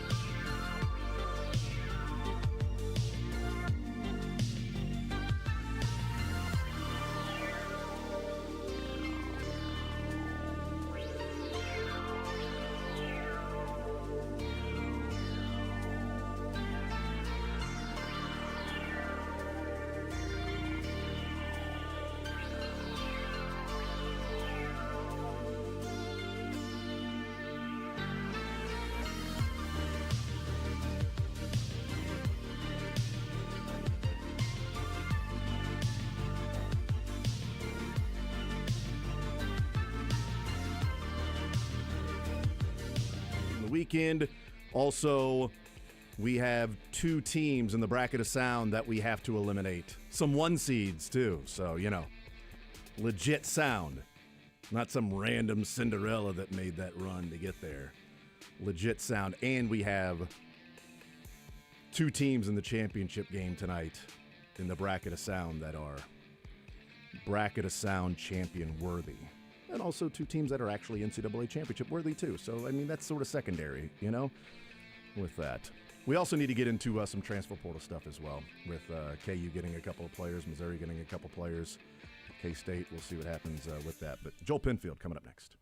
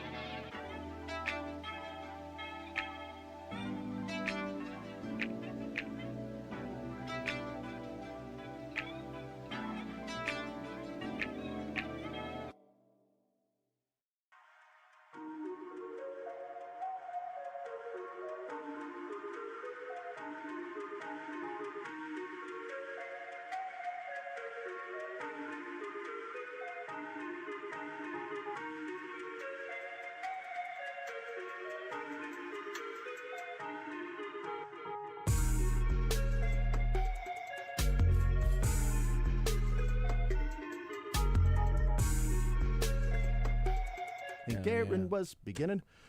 Joel Penfield, our guest, One Royal Way podcast, joining us here in the zone on this Monday. Joel, what's up, brother? How are you, sir? Glad to be here. Thanks, guys, for having me. Well, I appreciate you hanging out with us, and I appreciate the Royals winning a rubber match because we don't have to talk about the 3 rubber match losses this year. We can just say, hey, see, they took care of business. They won one. I know Q has no idea what people are talking about. Danny Klingscale asking the questions. Like, I don't know what your rubber match games, losing, bad record. But they took care of business. What do you make of this Royals team? They sit 4-5. What are you seeing from this team? And is it close to what expectations were coming into the year? Or there things that are falling short / coming up a little bit better? It's a wide-ranging question there. Yeah, I think they've still left some meat on the bone for where they could be. You can maybe throw out the weird extra inning game like that. Didn't go their way, but whatever. To take 2 or 3 from Baltimore is huge. You're going to be competing with them for playoff positioning all year long because they're going to be in similar wild card situations, similar win total most likely. So getting this series, and then if you're able to go and get them in Baltimore, you own those tiebreakers, and it matters quite a bit. So they have not played great. They've been pretty inconsistent overall, at least on the offensive side. The pitching seems to be rounding into form rotation, and they're figuring out the mix in the bullpen, the bridge to the back end. Mm-hmm. They can get some of the offensive stuff figured out, hit with runners in scoring position situationally a little bit better, then we're in a much better spot, and we're looking at a team that's pretty similar to what they were doing last year. Yeah, the yesterday was a little frustrating because they weren't able to come through in a lot of situational hitting like you talked about. I don't know how many runs would be expected on 13 hits and a number of extra base hits to go along with it. Felt like they could have had at least 8. Yeah. They left a lot on the board there. Right. And, I mean, credit to Povich got knocked around, but in some of those situations he was able to make some really good pitches and kind of counter some of the aggressiveness of Royals hitters. They were killing early count fastballs. They're like, oh, early count fastball. He'd rip a slider, and Vinny popped up in a situation where I don't think he would have at a lot of times. And, sometimes that's just the way it goes. But with the way Chris Bubich pitched yesterday, it didn't matter, and that's why I'm not harping on it too bad, because 2 runs would have won the game yesterday. So getting him 4 early felt like it set the tone. Yeah, and they had a chance to sort of blow the game open too when it's when it was Fermin that came through with the single, and they're up 4-0, and then you've got second and third with 1 out with Vinny and Salvi coming up. It's like, all right, this thing can be over quickly.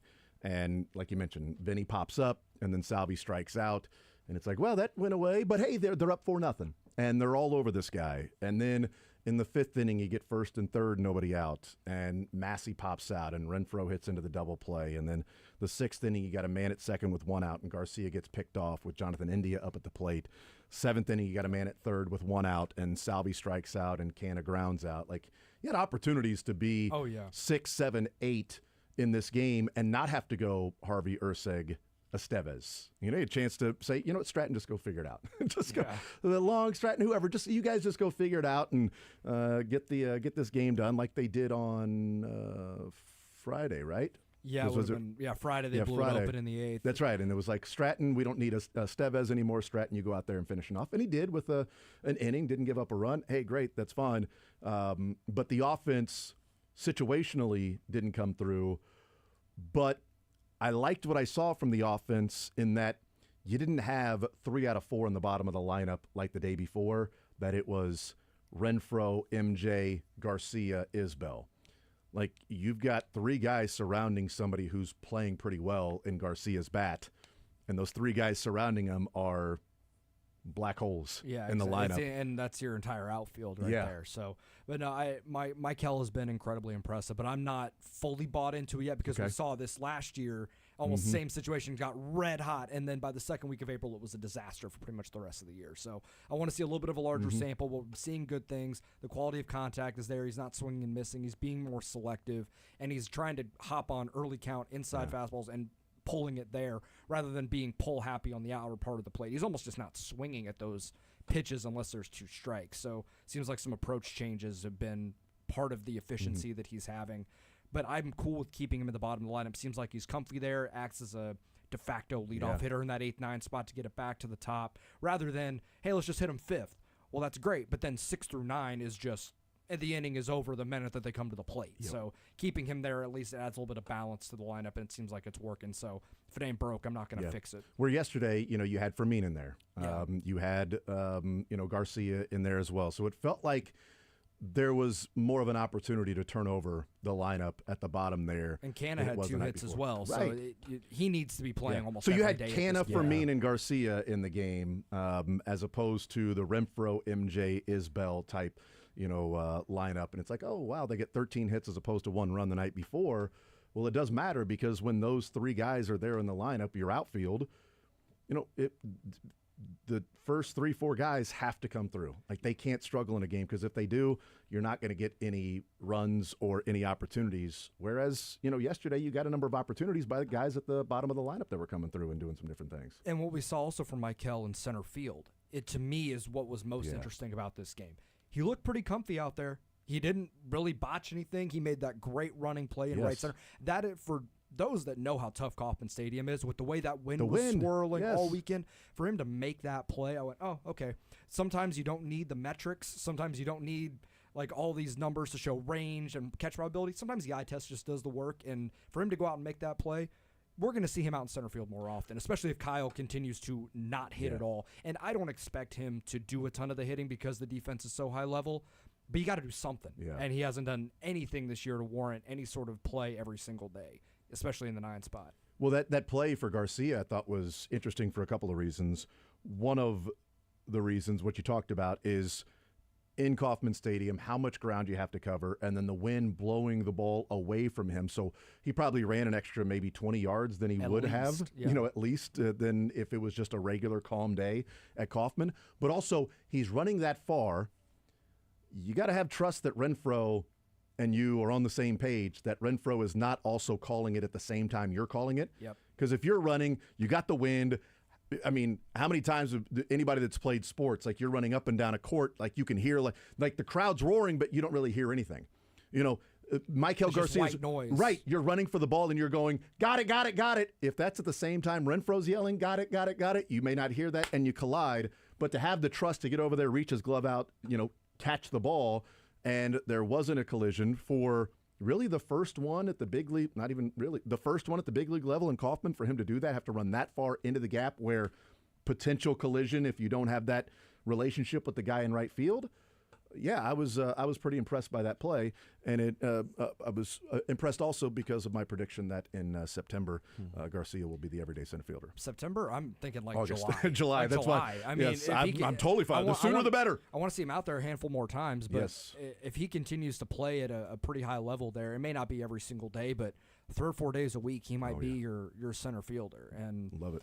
The entire outfield's probably going to look different here in a few months anyways, so it's just going to be, that's just 1/3 of it. You just ride Michael as long as you can right now, because this happened last year with the hot start. I'm cautiously optimistic because of last year and how this was the almost exact same thing last season. I'm ready to be hurt, but I'm ready to be hurt again. But fully in. Either way, you just keep playing them until all of a sudden, if the downturn happens, it happens. But you at least got the most you possibly could to start the season while he's on this absolute heater. Whether it's center field, third base, second base, DH at this point, I don't give a hoot nor a holler. You got to keep throwing him out there. I just love when you say that. Am I wrong, Jason? No, you're not. Michael's really tying this Royals team together. That's right. He's the rug. He ties the lineup together there at the bottom part of the lineup. So yeah, I want him in the lineup every single day. He has to be, and whether he's going to play second, third, it seemed like at the beginning of the year he was not going to play every day, but be a super utility guy. But now the bat is so good, he's going to be your super utility guy in the lineup every single day, playing third, playing second, playing center field, wherever they need him to be, and he's done all at a pretty high level so far. So I'm looking at some of the numbers here for Michael, and it's early on in the season, obviously. But like the hard hit percentage and the barrel percentage for being early on, in 2023, the hard hit percentage was 50.6%. Last year it dropped to 42.8%, and now it's so far this year is back up to 48%. Yeah, and like a lot of the underlying stuff for him, like when it comes to he doesn't strike out a lot. He takes his walks. He doesn't swing and miss a lot. He squares the ball up when he does make contact. So a lot of that was always there, and it's why I can never quit him. Because some of this the underlying metrics here are too good for him to be this bad. Yeah. And so now it seems like it's all kind of starting to marry together a little bit, the results along with some of those underlying numbers in the process. Yeah, and one of the reasons why I'm more sort of bought in and ready to be hurt again is I loved what he did in 2023. I thought this was a guy that, okay, now he's going to be 24 years old, into 25. He's, maybe,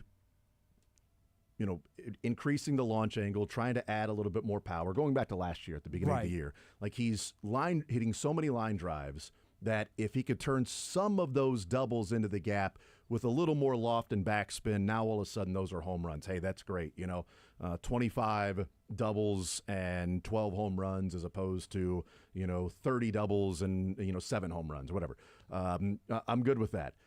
But it all collapsed on almost trying to do too much. And in the offseason, when Alex Zumwalt talked about, the difference between 23 and 24, when he had a different timing mechanism in 23 than he did in 24. He was crashing in 2024 after the pitch, so he wasn't allowing the pitch to get in a little bit more, to wait on it, to keep your weight back and just let yourself see the pitch a little bit longer, and just trying to almost pull everything for power. And then going into the offseason where it's like, okay, we're going to go back to what we did in 2023, all right? We're going to have the toe tap there. We're going to have more level swing. You're going to be sitting on your back foot. You're going to let the ball travel more. You're not going to be diving out for it. That's why I'm a little bit more excited about this go-around than last year is, for whatever reason, Michael wanted to be more of a power hitter. Little Andrew Benintendi with the Red Sox of let me put on weight and try to hit 25 home runs. No, you're just Andrew Benintendi. Just be who you are. Yep. And I think they experimented with it last year. Maybe it was one of those to where Zumwalt and the Royals were like, all right, we'll give it a shot. See what you can do. And then this year's like, okay, that sucked, so let's maybe listen to us now. It's like Days of Thunder. Here are your tires, here's my tires, and you were a half second faster, right? So here's your swing in 2023, what you wanted to do in 2024. Here's what we're going to do in 2025. That's why there's a little more optimism for me is you've got a guy that's, no, this is what we're going to do to your swing. Let's fix it. Yeah, I think that's completely fair. And I do think there are good, I see way more good in what he's doing now compared to what he did last year. I just want to see the sample grow 100%. a little bit before I'm like, yes, that is who he is going to be. 100%. And he's going to be a massive impact on this lineup. Yeah, 100%. I'm with you. I don't think he's going to be a guy that's batting 350 this year and getting on base at 400 do what or anything. He did that year and hit 270. Yes. Walk an 8% clip, slug enough to where it's not just a singles merchant, then we're in pretty good shape. And play center field, then you've got an upgrade. I know that people love, Isbell's defense in center field, but man, you can't be that much of a negative at the offensive side. If you are, then you can't let a ball fall anywhere near you and sit. If you're that bad offensively, you've got to be Griffey. You got to be one of the best center. You got Mays. You got to be one of the greatest outfielders we've ever seen if you're going to be that bad offensively. You got to have 2 out of 3. You got to if you're that bad offensively, you have to have 2 out of 3. You have to be a great base runner and a great defender. He's not a great base runner. He's decently fast, but he doesn't steal bases. We saw early on, was it opening day? The brutal rundown. The brutal mistake, Again, you have to be 2 out of 3. Billy Hamilton was 2 out of 3. Couldn't hit, but he was a great base runner, but also a good fielder. You can be 2 out of 3. You can't be 1 out of 3. Hunter Renfroe 0 out of 3. That's you said it, right. not me. Well, that's 0 out of 4 because the arm sucks too. So but I know that's all encompassing with defense, but But that's kind of my thought with Isbell is if he was a good base runner, then yeah, I think there's 100% room for him. Yeah. And right now, I just don't know because with Michael, you got to I'm just saying it, you just keep going until the wheels fall off because if it happens, everyone's going to go through a slump. But when he's playing the way he's playing right now, the way he's hitting the ball right now, you got to keep him in the lineup. Yeah. One thing you brought up, which made me a little just thought process here, was Salvi. Should we be concerned at all? The chase rate is higher than it's ever been in his career. I know again, he's had a long track record of success. He's always been this guy, but the chase rate is now nearly 50%. A lot of strikeouts in big-time moments already this year, which in the past, he's come through in big-time moments. So maybe this is just, again, this is a blip. but he's also 34. I don't know your guys' thoughts here, but Salvi has not looked very good at the plate.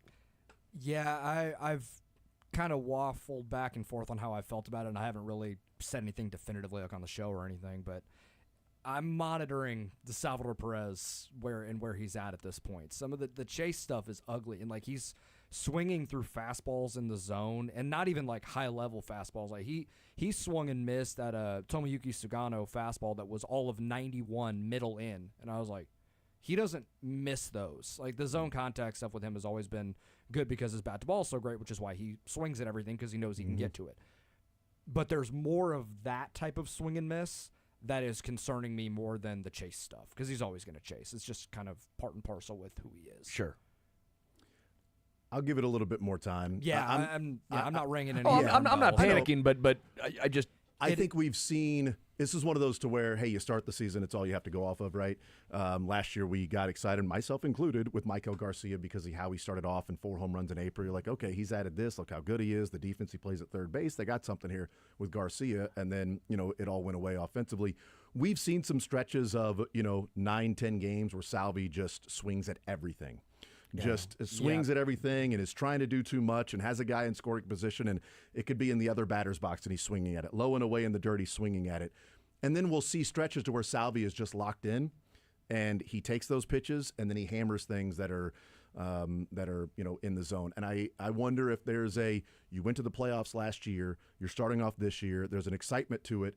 If he and Bobby sort of press at the beginning of the season, are pressing to do too much, Bobby's trying to be an MVP every single night at the beginning of the season, and I think he was struggling. And Salvi trying to be a number 4 hitter for a team that makes the playoffs, like at every at-bat to be the guy that hits and drives in 3 runs. And I also think early on in the season, he might have a couple more home runs. I think the one that was a double to left field that was misplayed in July, that's 4 rows deep, I think, because he hit that thing pretty hard. The wind was coming in, and Salvi's was just cold. as liable to go for 6 home runs in his next 10 games as he is to continue what he's doing right now. It's just if we don't see it for another month, if he's sitting there with a 260 on base percentage and slugging 370 and 11-1 strikeout to walk ratio this time in May 7th, then I'm like, all right, there's something going on because he'll have stretches like this, but he'll also have stretches where it's like Salvi's just hitting anything that's close to him, and his bat to ball is so premier. He had 2 balls that probably should also to the ending, to the finish line last year. This has kind of been a continuation. The chase rate is just even higher. Yeah. I know he's that guy, but it's been a little higher than even normal. But when you have 13 seasons to go off of, and you only have 38 at bats this year, you of course got to go with the 38 bats over the 13 seasons because that's clearly what obviously what makes the most sense. Yes, for sure. Joel Penfield is our guest. One Royal Way podcast. Rubber match games. It was talked about before the game yesterday. After the game, Mike Cotrero didn't really know what anybody was talking about with rubber match games. They were 4-13 last year. They are 1-2 this year, which is a better winning percentage than last year, so they're already off to a much better start. I went through and looked at the 17 games last year, because I don't have a life, on the 17 rubber match games and them being 4-13. And a couple things stood out. The 4 wins, they averaged 5 runs per game. 13 losses, they averaged 2 runs per game. The 4 wins, the starters went an average of 6 2/3, giving up 1 earned run. 4 earned runs total in those 4 wins. But also, one thing that really stood out was, of the 13 times they lost a rubber match game, I mean, there were a number of times where it's like you went up against Skubal. You went up against Glasnow. You went up against Wu, who was on fire when Wu was in his hot stretch. You went up against him. What are you going to do? But 6 of the 13 losses, they had a lead, not just tied, had a lead in the 8th inning or later. And they lost 6 of those. They lost those 6 games when they had that lead in the 8th inning or later. They were up 3-0. MacArthur and Will Smith gave up 4 earned runs, and they lost the game. They were up 2-0. Stratton comes in and gives up 2 earned runs, and they lose the game. They were up 2-0 in the 8th, and Schreiber and MacArthur come on and give up 3 earned runs, and they lose the game. Let's see, going down to another one. Trying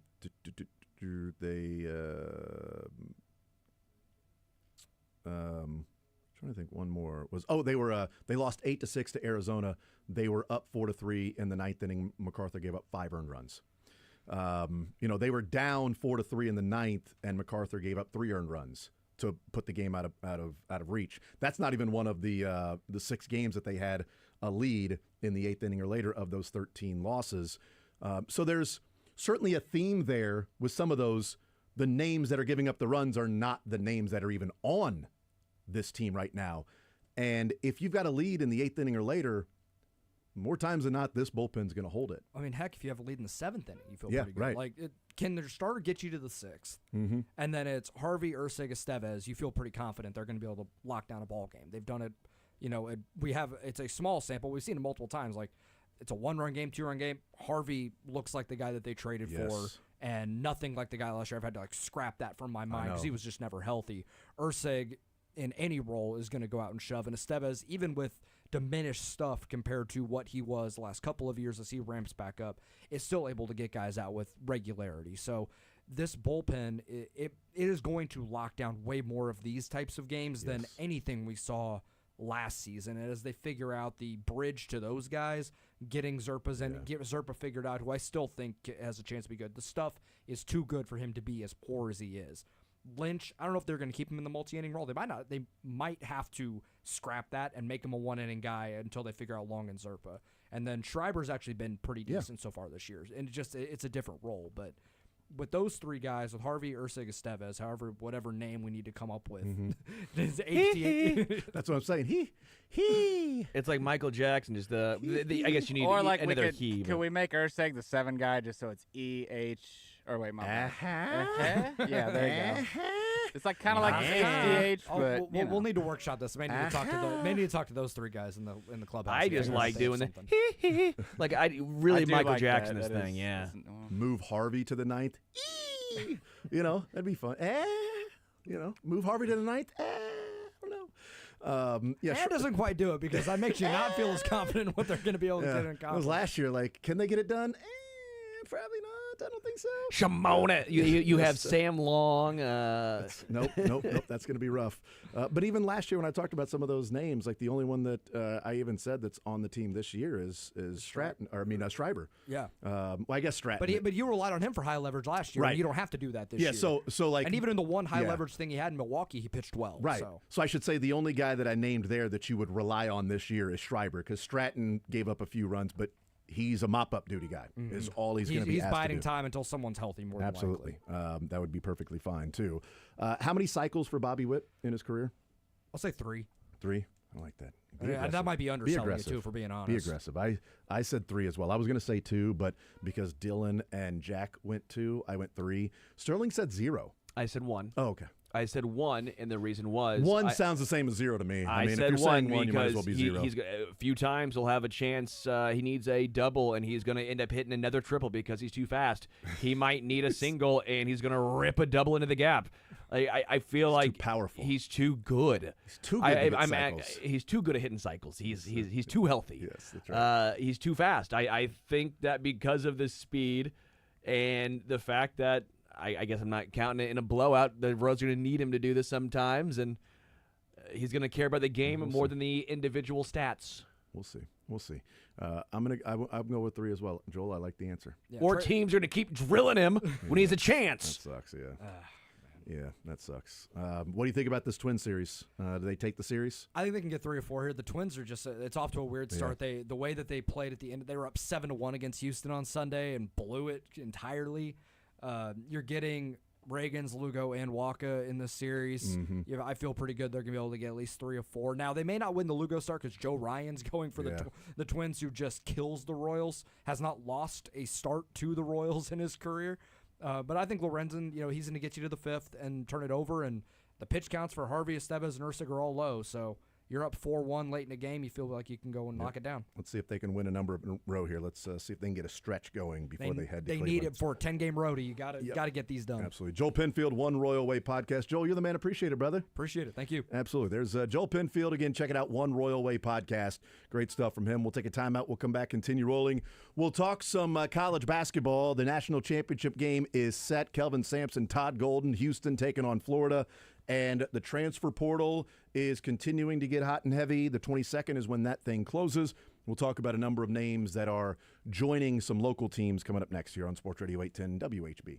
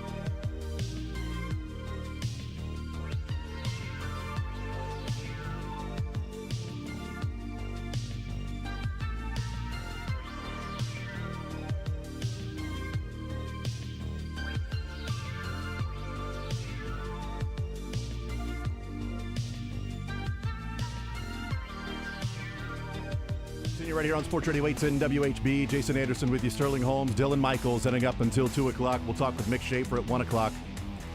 You know, we talked about a number of times, and we discussed it at the Final Four as well, about returning players. And, you know, to me, I think it's been a theme of this tournament. Kansas will not have that luxury of having a bunch of returning players. They had it this year, and then added transfers with Ryland Griffin and A.J. Storr. But this next year, it's going to be a lot about building a roster, putting it together, seeing how it fits, getting them to play connected and play defense. And that's going to be on Bill Self. You know, you've got Elmarko, and you've got Darren Peterson. We know about that. And you have Trey White. And then you've also got Jaden Dawson. I was trying to think of the Loyola kid that transferred in Jaden Dawson. Now, there's a couple of transfers that are ranked in the top 25 transfer portal rankings, the consensus, things like that. There are a couple players still out there available. R.J. Lewis from St. John's is still available. I do wonder where he ends up because he was benched in a round of 32 game by Rick Pitino in a game in which his team needed offense, and he's the Big East Player of the Year. And with 4 or 5 minutes left to go after hitting a pair of free throws, he goes to the bench and never comes back in.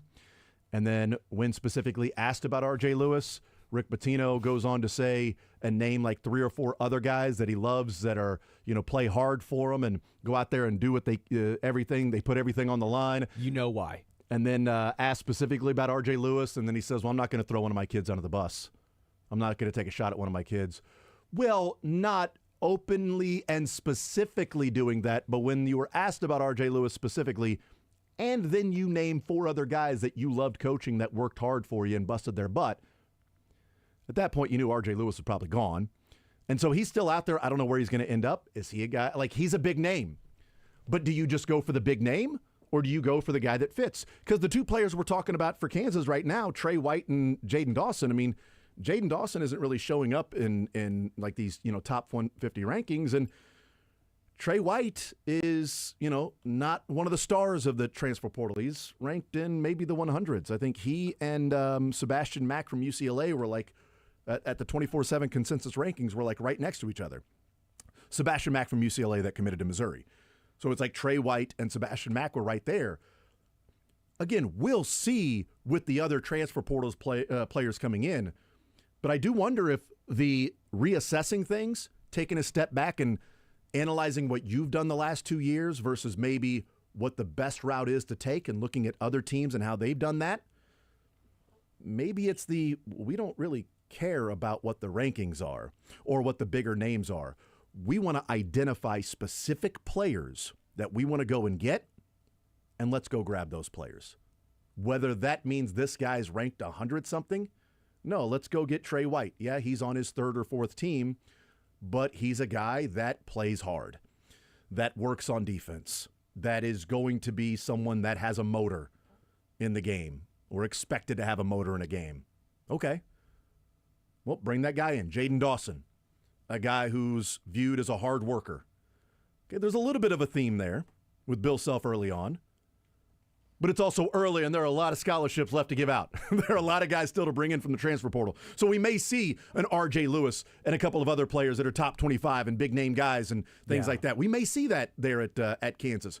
But what you have right now is Flory coming back. So you've got your center. You've got Darren Peterson. You've got Elmarko. The name is escaping me as to who redshirted last year for Kansas. You have Jamari McDowell. McDowell, there it is. That's what I was thinking of. You've got McDowell, Sam as well. I think Jamari and Sam, see what they can do. Boy, Sam is a beast in the post. Very lanky. Yep. It's he will dribble through guys' legs, and dribble around them. It's crazy. But McDowell and Flory, hopefully Elmarko's healthy. Yeah. And you can play through a guy like Darren Peterson. And having role players that understand what their job is and do your job well. Herm Edwards used to always say, know your role, do your job. That's what I need you to do. Know what your role is, do your job. I'm going to tell you what the role is. I'm going to need you to do that, or we'll find somebody else. Okay, well, Hunter Dickinson's role was to be a guy that was a go-to. And when he's, putting up 20 and 12, it's like, do you really take a shot at Hunter Dickinson for not doing enough? But difference being, like, your go-to guy, you've got to get the ball to him. Walter Clayton's a go-to guy and brings the ball up. Yeah. Shed, L.J. Cryer brings the ball up. Cooper Flagg is 6'10", but he can also bring the ball up or just go and post up somebody, and you can get at the ball a little bit. And he's also athletic and knocks down threes and can work off the dribble and, the pull-up. He can take it off the bounce. He can drive to he can do a lot of different things because he's a freaking stud. He's Cooper Flagg, where Hunter Dickinson is you're going to put him on the block or you're going to pick and pop at the top of the key, and not as good in the last couple of years with Kansas as I was expecting him to be in the pick and pop. So you're limited a little bit.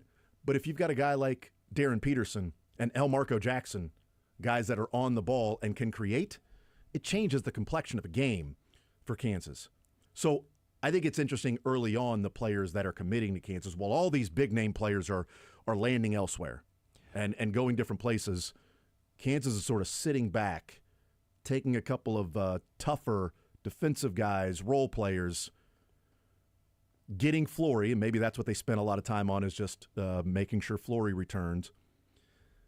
And you've got sort of that nucleus to build off of, but it's not going to be a bunch of returning players, which is what Kansas State and Missouri are hoping to build off of, because Jerome Tang said, bringing guys back, recruiting our own players, hopefully getting a 6th year from Max Jones. I don't know when that ruling will come down, but if you can get a 6th year from Max Jones, maybe Mac Jones can come and throw the ball around for you there for K-State. I don't know. I don't think he's got eligibility left. You got Tyreek Smith, who's on his 5th or 6th team as well. But returning players for Kansas State and Missouri, to me, will be the theme of their team this year, whether that's high-end players. Mark Mitchell's certainly one of them. But Coleman and Gasson are gone for Kansas State. Well, again, KU tried last year, the A.J. Storr and Rylan Griffin. Mm-hmm. They said, let's get the best players available. Did not work. So they're going to try this year, it looks like, to get guys who they think are going to be a better fit and who will buy into the system. Darren Peterson, you talked about, he's going to be the guy. Him and Flory, those are your two guys now, if you will. And if you want to throw in Elmarco, that's fine too. But when you get a guy like Jaden Dawson, a guy who's going to buy in, averaged 13.9 points a game last year for Loyola, but also he's 36% from three. He's a guy who shot 40% as a freshman. I think it was like 37% sophomore year, 36% last year. Okay, now you get to KU. Hopefully you're getting better looks. Yes, better competition, but if Darren Peterson can create, Elmarco, if Flory can kind of suck some defenders in, then all of a sudden you can get some better open looks instead of being a guy that everyone was keen in on at Loyola. Trey White, a little different, 33% from three, but 50% from the field, right? He's physical. You're right. 10.5 points a game, 5.5 rebounds, guard at 6'7". Mm-hmm. I think they're just trying something different here. They're trying to basically go, we went with the 5 stars or the elite players, and they weren't the best fits, but we went for the best player available. And in college, it does not work. Yeah, my bad. I didn't realize the dramatic effect with Rome. That's my fault. I was looking at my computer, not looking at you. That's my fault.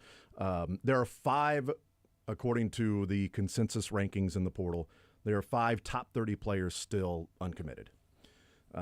Number 3 is R.J. Lewis from St. John's. The number 6 overall is Jaden Quaintance, the center, 6'10" center from Arizona State. MIZ. Yeah, we'll see. We will see. Rodney Rice from Maryland, shooting guard, is number 17. Number 18, Lawan Watts from Washington State, shooting guard. And then a familiar name, number 26, Nigel Pack. Oh, wow. In the transfer portal. So, how does he still have eligibility? Feels like he's been playing for 10 years. Yeah, well, that's I joked with Tamar Bates, and that you're a rare player in today's basketball. Not that you didn't transfer, but you only played 4 years, and you're out of eligibility.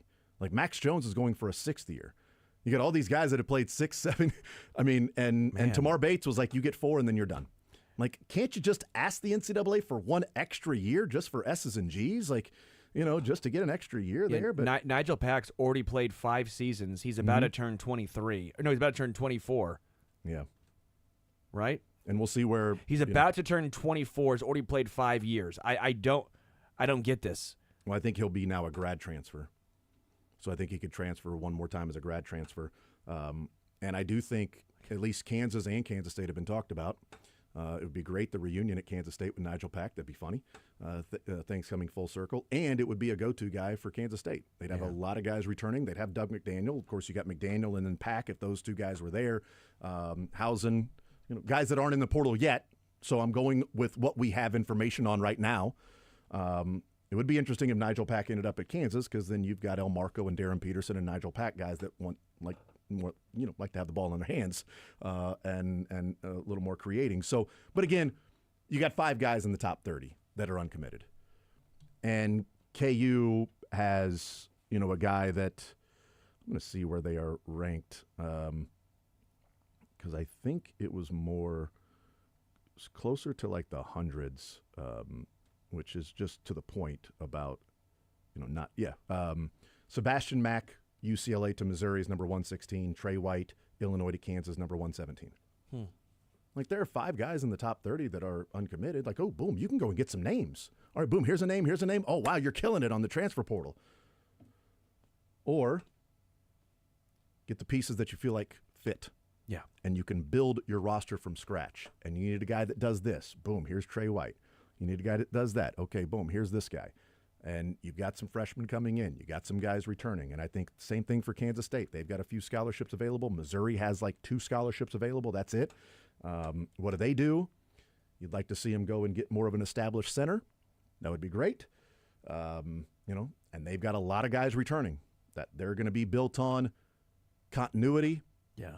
Guys coming back. Jerome Tang said, importance and emphasis on keeping guys here and building off of this year, and then you add where you add, but you are losing, Hawkins and Gasson, and McDaniel. So you've got some areas that you. I don't know if I liked it if I were a K-State fan, considering how the season went this year, and you're losing probably your 2 best players. 2 best players, yeah. I don't know if that's right. Let's build off of that. Yeah. I don't know what you're going to get from Tyreek Smith at all. I mean, he's on his 5th school in what would be 5 years. He started at Texas Tech, then he went to Oklahoma State, then he went to SMU, then he went to Memphis, and now he's at Kansas State. So we'll see, what he does. But he's been, honestly, he's been at Kansas State all year. He transferred in November. He didn't even play a game for Memphis and transferred to Kansas State. So, he's kind of a returning player too. Been around the system, practicing, traveling with the team. So, that would count as a returning player for Tyreek Smith. So I would count that as a returning player.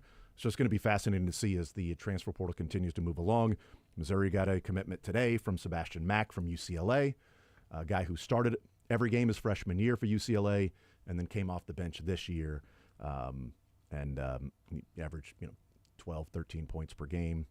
Had a couple of big 20-point games this year against some bigger opponents, but clearly fell out of favor for some reason or another with Mick Cronin and UCLA.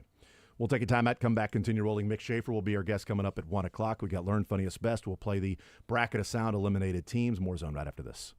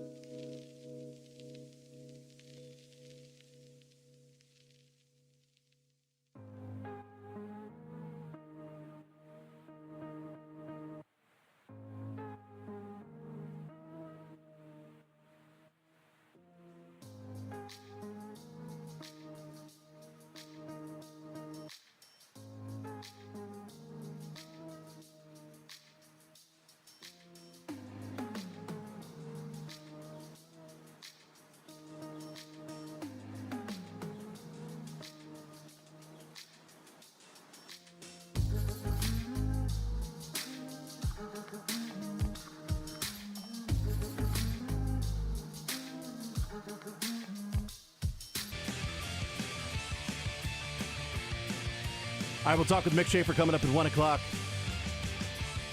Starting about an hour ago and expected to last the day, U.S. District Judge Claudia Wilken holding the hearing to determine if she is going to grant final approval to the settlement with the House antitrust case versus the NCAA.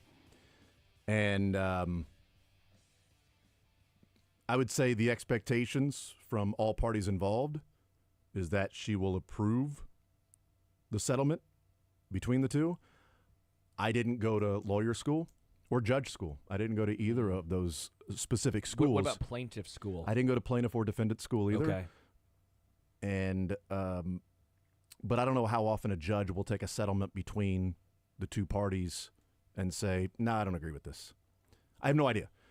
So the expectation, though, from both sides is that it will be approved, which is the revenue sharing, by the way. I should say that that's what it was about. Yeah. It's the revenue sharing in college athletics that is expected to be approved either today or tomorrow, but the hearing started at noon and is also expected to go on most of the day. So there'll be different people speaking on it, which is odd because, again, I didn't go to lawyer school or settlement school, but if it's like, here's the settlement we came up with, then you've got people that are presenting and talking and doing these things as to why they settled on. Like I have no. Again, wouldn't you be on the same team at that point? Like you would think. Is it like a PowerPoint where both sides come together and sing "Kumbaya" and say, "Here we go"? Well, I guess you know what. If you have people that are part of the lawsuit that are objecting to it, I guess maybe you would say they don't represent. I have no idea. If you've got people that are saying I object to this settlement, I object. Why? Because it's detrimental to my case. I strenuously object. Okay. Oh wow, strongly. That's right. Wow, look at you. I know. Thank you. Are you strenuous because of? Strenuously object because of its Few Good Men. That's why I'm strenuously objecting. I know it's Heartland Men's Health. That's why. Okay, so the primary speakers. Okay, so there you go. Lead attorneys Jeffrey Kessler, Steve Berman, and Rakesh Kilaru, LSU gymnast Livy Dunn, and 13 other athlete objectors or their attorneys are expected to appear in person or by Zoom to state their grievances with the settlement. Okay, so there you go. Erroneous is what they're probably going to say. I strenuously object.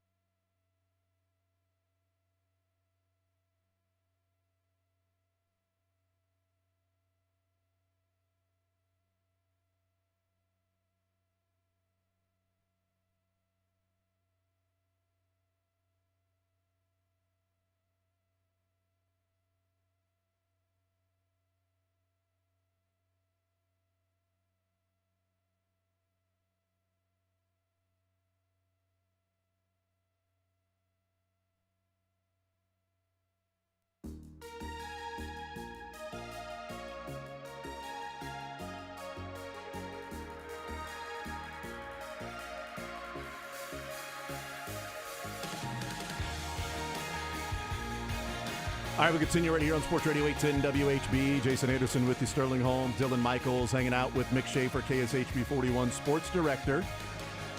We got Learn Funniest Best coming up later on this hour. You know, Mick, I don't know if you can go back and find the audio of Sunday Sound Off back, I think, in December. It might have been early January. I'm got not it sure. on me. Great. Awesome. Yeah. No. Oh, it's my other pants. I knew it. I left my wallet and that sound back in the office. But on the panel, I can't remember who the third person on the panel was, but I know Blair Kirchhoff was on the panel. Someone forgettable, apparently. I don't think it was. It's just you asked us, and it was like non-conference assessment, which team out of the Big 12 has the best chance to go to the Final Four? And I picked Houston, and somebody picked Kansas, and somebody picked Iowa State. I just want to go find that sound. Just that because we delete Houston. everything Damn after it. a week. I'm sorry. I knew it. It's gone, long gone. I don't remember it happening. Should have kept it myself. Did we ask for the SEC too? No, it was just the Big 12. Okay. Just the Big 12. And I said you did, but he doesn't Houston. remember because he was wrong. So yeah, I said Florida. He said Alabama. I said Florida, Auburn, and probably Houston. And the other team, I would say Duke. Probably Duke if I had to. Duke if I had to, because of Cooper Flag, and the ACC seems to be down this year. I bet Duke chokes too. I feel like Duke will choke. Put some game pressure on them, see what happens. You know, they haven't been in those situations very often, and Houston has. Which team are you going to go with? The team that is battle tested throughout the Big 12, not the Toy Poodle Conference. Well, and you were like, Cooper Flag's one weakness is middle of the lane fadeaways. Yes. And can't hit him. And one of Duke's other weaknesses is Tyrese Proctor missing a free throw and holding the ball and dribbling it himself instead of throwing it to Cooper Flag, who was wide open to take the free throws. Instead, Tyrese Proctor was just dribbling, waiting to get fouled. Nope, we don't have that audio anymore. We don't have the video. We deleted it all. It's weird. The server's not big enough. Yeah. We can't. I feel like you deserve some level of the vitriol if you go out of your way to hold the basketball in a 1-and-1 late game situation and you miss that. Yeah. Well, when you could throw it to a teammate that hasn't missed a free throw all game. What's his free throw percentage? He's you're confident if he's 0% like 80. 0% in the Final Four under 2 minutes to play, or under 1 minute against to play, Houston. Against Houston specifically on a Saturday night in a game that tipped off past 9 o'clock Eastern. I throw those out the window. Like some of the free throw percentages down the stretch, some guys just don't have it. Some guys choke. Sure. I just think if you hold on to the ball when you've got another guy open who's making free throws and is your best player, you better hit the shot. Yeah. Because Elijah Martin and Will Richard do that with Florida. Like, it's like Clayton's right there throwing the ball, and they're like, I'm dribbling, I'm going to get fouled. And you miss the shot. Like, okay, well, you're dumb and selfish. So, maybe throw the ball to somebody who can come through and not miss the front end of a 1-and-1. So that's all. That's, Proctor hit 2 free throws with 4 minutes to go to put him up by 6. And so he's not a terrible free throw shooter. No. What's his percentage? We found it yet? His percentage is... It's 76. You think it's 76%? I can tell when a guy's I'll say 71%. It's like tomato meter. What's his tomato meter? 71%. Got the. He missed out on Wednesday. That was the most electric game. That was unbelievable. I still think about that. That was my Learn Funniest and Best. Did you hear about this? So hold on. Tyrese Proctor is 71%. Cooper Flag is 85%. Yeah.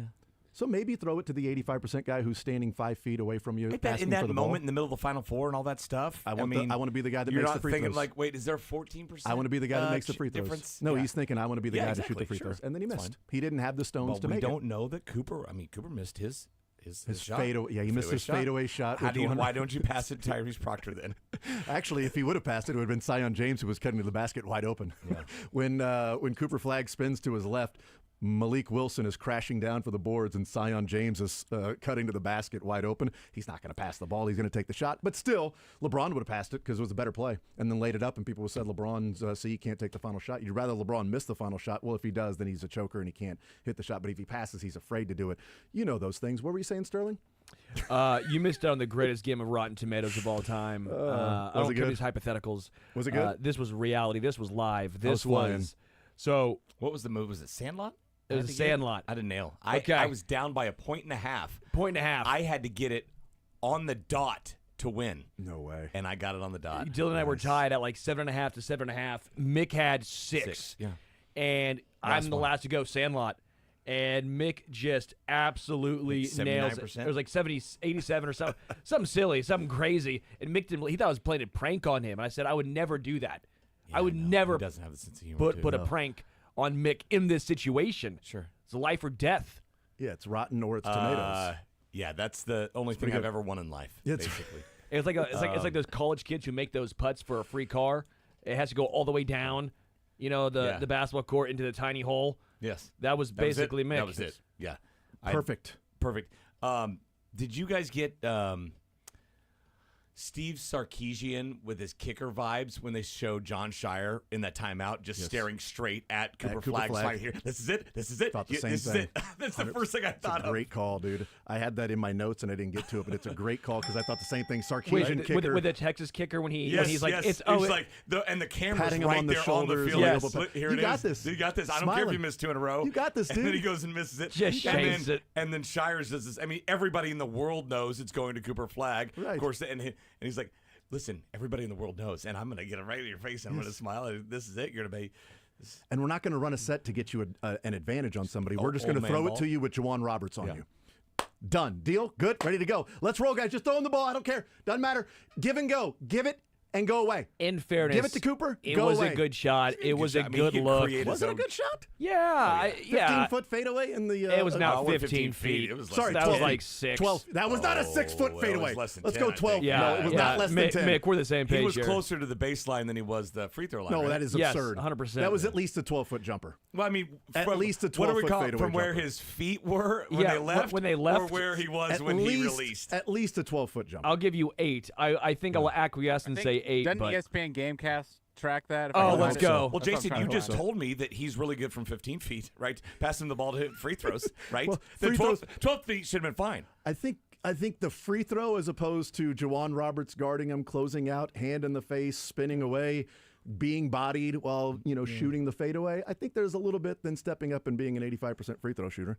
A little difference. Kobe makes and that. I'm sure there were Kobe absolutely makes like that. you talked about. LeBron guys passes it to wide open Zion cutting who to the dunks lane. it. I'm sure there were other options on that play. I'm Yeah, sure it right. wasn't just clear off. He Play wasn't old gonna- man ball. Yeah, it was give but it he to was never Cooper. going to pass. He Take the was never shot. gonna pass. I would want him to take the shot too. If I was a Duke fan, Duke player, take you the shot. serious? What was it? 12 They don't have it. Oh. It just says Cooper Flag missed jumper. from 12 feet. 8. Wow, it says 8. It No, says it Sterling and Mick were both right. Yeah. No. Weird. Do 9.5. That would No, be the it's pretty time close. left on the clock there. Yeah. It says 8. Ooh. You got it? What does that say? Oh my God! What does that say? There's a lot of words there. Cooper Flag misses. Well, you can Jumper. never trust these things. Ah. What is that? What what does is it that say? website? I don't What does know. it Is that say? from China? Cooper Flag misses. Go ahead and read the rest of that there, Sterling. Turnaround jumper in the lane. Cooper Flag misses a 12-foot turnaround jumper So in the you lane. were right on your second guess then. That's right. Because you originally said 15. I said 15. By the I way, did. it had to be in the lane because 15 I feet think would be his out of feet the were- lane. His I know. feet were. That's why I said. That's why I 9. immediately amended His feet when I were said 8 or 15. 9. When he Yeah. released, he was 3 foot back. It's fadeaway. I would agree. I would call from where you jump. That's me. I would concur with that sentiment, actually. I would think how far away it is when you actually shoot the If it was ball. Rotten Tomatoes, it would have been a point Yeah. to Jason there with his. Yeah. With, So what 15. you guys are saying is like a dunk is actually like a 4-foot It's shot. Or- Because or it's farther, where you or 10 leave. feet. Yeah. It's where you leave, yeah. so it's Yeah, not. correct, Yeah, yeah. Right. that That's makes exactly sense. what we're saying. That makes total sense. Yeah, absolutely. I mean, it's Totally. had 3-point. I mean, So what you're three-pointers saying work. when you hit a 3-pointer and you're moving forward to the basket, it can be an 18-foot 3-pointer. That's right. Yes, Okay. exactly. Right. See, Mick, we got him. 100%. Okay, good. 100%. That's exactly what it is. Dummy. It's exactly what it is. Got him, Mick. 100%. No, you didn't get me Get because his you guys were ass. wrong. Yeah. 12. That says 12. We were all exactly. Either way, it was. That My means- point was it was a good shot. It's not a good shot. I What are you It was talking it about? was It's not a good look. shot. It Yeah, was a really good look. That was a good. I don't know how. It's heavily guarded by Juwan Roberts. Fadeaway. I don't care who's guarding him. He got Yeah. a good If look. it wasn't he- Cooper Flag, was it a good shot? If Well, it wasn't, no, it makes Oh, it makes a okay. huge It difference does on who's matter the who one guy is. shooting Yeah, it. absolutely. Okay. If that's Sean Okay. Livingston, yeah, that's a great shot. If that's Okay. Mick Schaefer, Sterling Holmes, Dylan Okay. Michaels, or Jason Anderson, it's a bad shot. To both points here. It was a really good look. I mean, it's I not think it like was the a- hand yeah. was going to get close to the ball. I bet he makes that more than half the time. Yeah, I'd I say feel like 60%, games. 6 out of 10. Yes. I'm on your side that when Cooper Flag gets in the paint and he's one-on-one with him, that is a good shot. Yeah. But I do also am on Jason's side of like you couldn't get a pick or a It's switch better or than something half to the a time when they smaller guy. dribble out there for 10 seconds. jab step like they're going to make a that's the like, KU. to the line, That's and then the come KU. back and then with you should have on guarded that. 3. Yeah, and you're like, you needed Like, one. You what had are you doing? Something. You had plenty to do. I'm with you on that. Yes. I just don't think the strategy should have been, let's just put Cooper Flagg, and if Juwan Roberts, one of their best defenders, where it makes it tougher for him to get to the lane and get a good shot and get to a spot. Then, I don't let's think just leave it on the that. strategy should be to like not acknowledge how big of a shot this is, right? It's like Normandale, all right. After all he makes his free throws, got to get back on defense, right? Just nonchalant, That's right. Don't be strapped saying a prayer in the huddle with Holly. After Cooper Flagg makes this shot, let's get back on exactly. defense. Well, they have some time here, yes. Yeah. I also think that, maybe don't forget how to inbound a ball for 2 minutes. Oh, there's a lot of things that went into that, for sure. The final 8 minutes being outscored 25-8. I think you live with 4 that shot, though, turnovers. by Cooper Flagg. That's kind of what it comes down to is... I'm fine with the shot. I just if don't I think was it was a like a Duke good fan, that's about as good as a look as you're going to get. A contested, but you were able to rise above because of the player, the caliber of player. I don't think it's as good of a look as Would it have been a good look, Jason, if he would have done a switch and got anyone but Roberts in that spot on the floor? Like if he was backing down, say like a guard. There's where he's leaving the floor right there. You think that's 8 feet?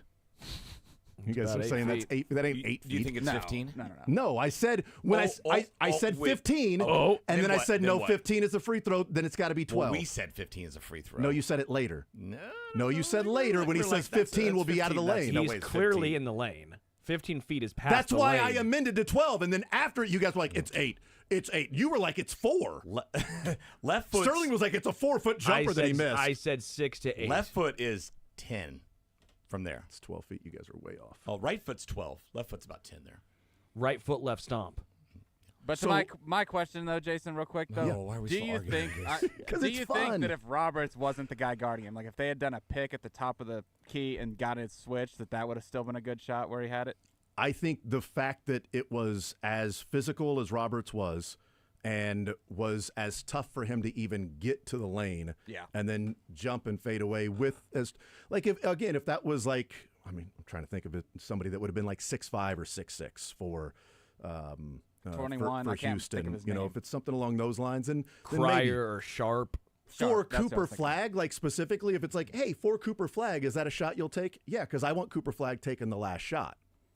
I would have liked there to be a set to where maybe you can get more of a mismatch with Cooper Flagg one-on-one, even if that's dribbling from the wing, as opposed to we're going to give the ball to Cooper Flagg and Juwan Roberts is going to be there. Now he's just going to post up and try to have some sort of a post move, which I think Juwan Roberts was banking on some sort of a fadeaway. I think Cooper Flagg got to the lane over his left shoulder because I think Juwan Roberts was thinking that Cooper Flagg was going to fade away turning over his right shoulder. And because he had done that a couple times already. Dirk. He had done that a couple times already. So then Cooper Flagg goes to the lane and does that. Maybe it's because as soon as he shot it, I'm like, well, that's short. Yeah. that was maybe that's why I'm thinking it was a bad shot. But for Cooper Flagg, it's a shot that he can make, no doubt. No doubt it's a shot that he can make. But there is also an element of like Kelvin Sampson comes up with a play that Uzan has a wide open layup against Purdue, to win the game. And John Shire's like, Cooper, just go get the ball. And I bet there was more to the play than that. It was Cooper, just go get the ball. That was the play. That's actually the play call. Cooper, get the ball. You don't want crazy names. It's just Cooper, go get the ball. So there you go. All right. I mean, he was the best player in college basketball this year. Yeah, I wanted him to shoot the ball for Mick, sure. I hate doing this, but you and I are completely right. You're in agreement in being I hate it wrong. more than you, but yeah. I would agree with you guys, but then we'd all be wrong. So who wants to be that? No way. But 4 feet, 4 foot turnaround I jumper, didn't say Sterling? 4. Was it a 4 Check foot? tape. I never said 4. Well, it's closer to 12 Moving on. from 15. Moving on. Shot didn't go in, so this has become moot. Yeah. Okay, Houston came in and raised a pirate flag, not a Cooper flag, and stole that game. Is that what they did? And I was drinking rum, so there we go. Mick, more Duke or Houston in that game? I just wonder, it was the same deal we talked about when it was, what would it have been? Texas Tech, Arkansas, Florida, and Texas Arkansas, Tech, Texas and then Tech. Texas Tech, Florida. Yeah. I mean, you're in that position. You're that good of a team. You put them away. Yeah. You take the steering wheel. You drive that thing, steer that thing home for a win. And so we've seen that like 3 times, twice with Texas Tech, one way or the other, and this time with Houston and Duke. And I do like your comparison to the 08 Final Four and like the semifinal games are decent. Yeah.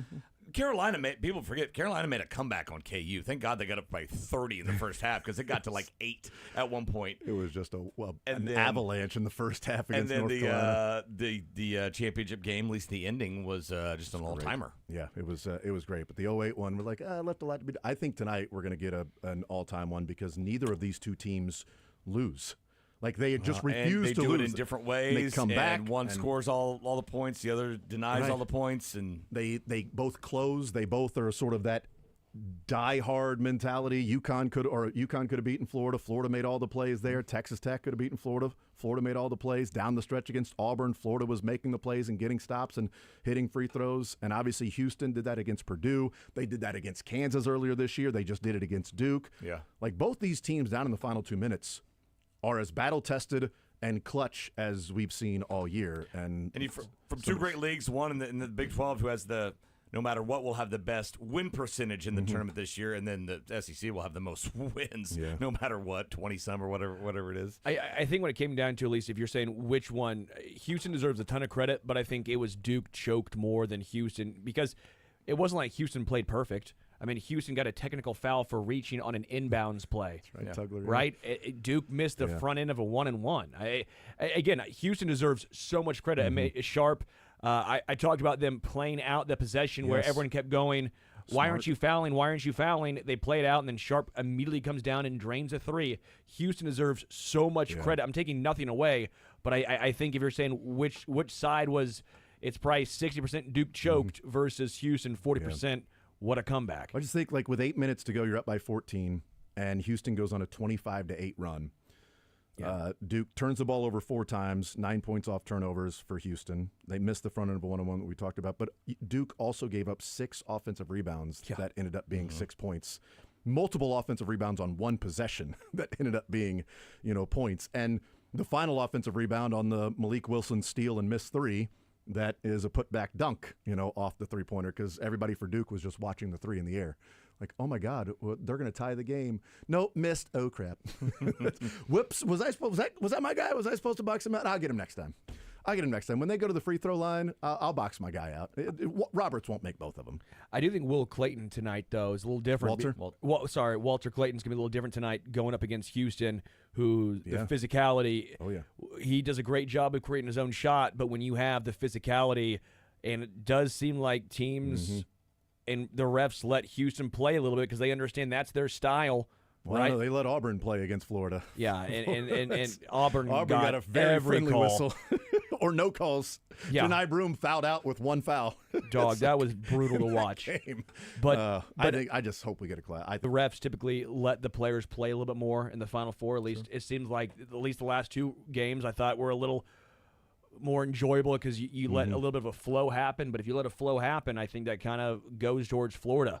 I think that kind of helps the team with offense, with pace and space. We'll see. Let's take a timeout. We'll play the 2 sound bites that we lost in the bracket of sound, 2 1 seeds out, and then we'll get to Learn Funniest Best as well. Learn Funniest Best, more zone right after this on Sports Radio 810 WHB.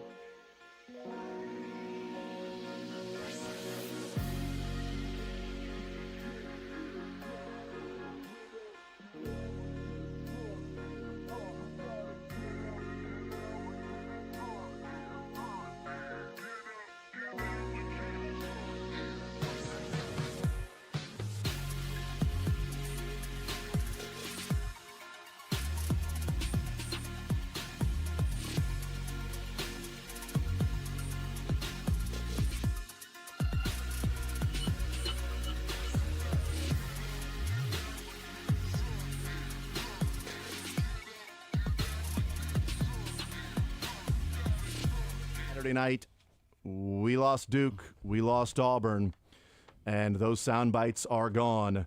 So let's go with the, you know what, it's the game we've been talking about the most, Houston and Duke.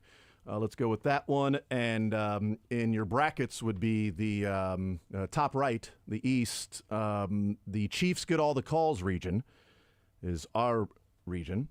And Duke is out. And that means this soundbite is gone. I didn't get a Sterling's throat coat. It's a shame. It really is. I really didn't wish get Duke would've won. a Sterling's throat coat. Did not get it, Wow. but Duke is out, He needed eliminated. it, apparently. Gone is Duke. The region that we like to call the Yes They Can region. Mixed face right now is just, are you wondering how that came up in a conversation? I learned. Yes, I've heard this. When it was announced, you guys explained it. Yep. I don't need to hear it again, I'm pretty sure. So the Yes They Can region. Yes, they can. Auburn loses in the Final Four to Florida, and that means Auburn is out, and so is this sound. It's not Giancarlo's fault. I know. It's not Giancarlo's fault. I know. No, you don't. It's not Giancarlo's fault. I know. It's not Giancarlo's fault. It's not Giancarlo's fault. That's good, Will Hunting. It's not Giancarlo's fault. Don't with me, all right? Don't with me, not you. It's not Giancarlo's fault.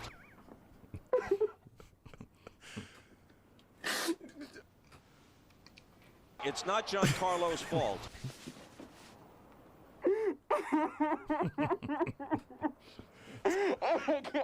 It's not Giancarlo's fault. I didn't expect that reaction from Giancarlo in the dugout. It's not his fault. Well, and this sounds like a Red Sox fan crying. It does, doesn't it? Yeah. What a reaction from Giancarlo just Amazing. grounding into a double Yeah. play. I mean, double plays happen, but my goodness. Well, it's not his fault. No, it wasn't his fault. And then he started mashing, and that sucks. So, maybe he did finally get it all out. Like, do you like apples? I started mashing. How I you like them apples. Do you like big apples? By the way, the whole premise was on that guy saying, what if he said no? Yeah. Like, what do you do? Do you have like another- apples? Not really? No. Cool. I still got her number. I bet you don't like them apples, huh? I have to think he had some sort of response I would ready to hope. go for a no answer. And I maybe don't a know. maybe. Maybe, sure, from time to time. Yeah. Well, I got a number. Bet you like them apples from time to time, huh? Gone. Those two sound bites, and we'll see who wins tonight. Can I learn who's battling it out tonight? Well, I mean, I don't care. I don't mind playing them more than once Yeah, or I think we twice. should play them. Let's see what the championship is. Dylan, you want to play the championship? As to who's battling it out? Who's Houston? I want to. Who's We're gonna have to go. Quicker. This will determine who I'm cheering for. We'll go quicker through Learn Funniest Best, which is fine. Are these But, long ones? One's No, good I one. think I think they're both probably roughly the same, around 2 minutes or so. Oh wait, that's really long. Seriously. But no, they're fun though. Maybe like a my minute and a half. God. Maybe like a minute. No, they're good though. We have different definitions of long. Yeah, we do. Why do you tell Dylan to mark it? Like Houston- he told Dylan to mark that. Houston playing in the boys are playing some ball region. Houston certainly playing some ball. They're in the championship, and this sound is playing for the Bracket of Sound Championship. Man, oh man, he's only given up 3 home runs. 4. In the air, deep to left center field. Quan to the track, turns around, it's out of here. Believe it. With him loaded to go. That's well hit to center field, and back goes Friedel. Gone! Well hit. MJ, right field. Deep. Perez is at the wall. Giving up 3 home runs. 4. That was the best. Yeah. Fly ball left field, hooking into the corner, gone. Oh,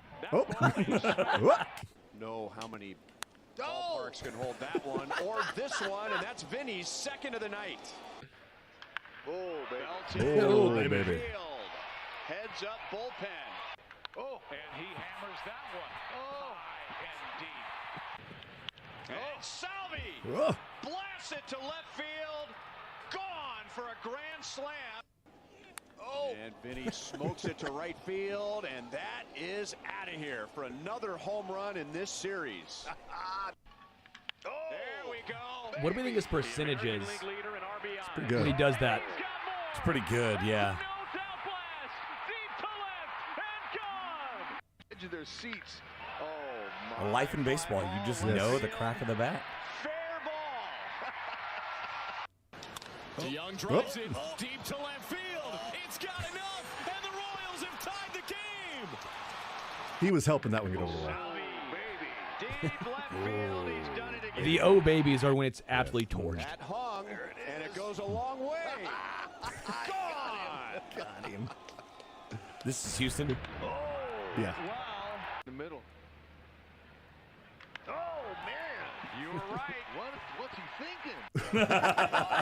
Fly ball, left center field. Gone. 6 RBIs for Salvi tonight. How could you try to sneak a piece of cheese by a hungry captain? That's Houston. That was every one of them last year of the Rexgasms, or as the TV broadcast we talked to Ryan calls them, Rexclamation points. Yeah, he probably shouldn't say the first one. I like the first one. That's fine. Here is Flo Rida, the number 1 seed. Florida tonight is represented by this sound. I'm a dumbass. Extend it. Make the umpire pull out. He went into me.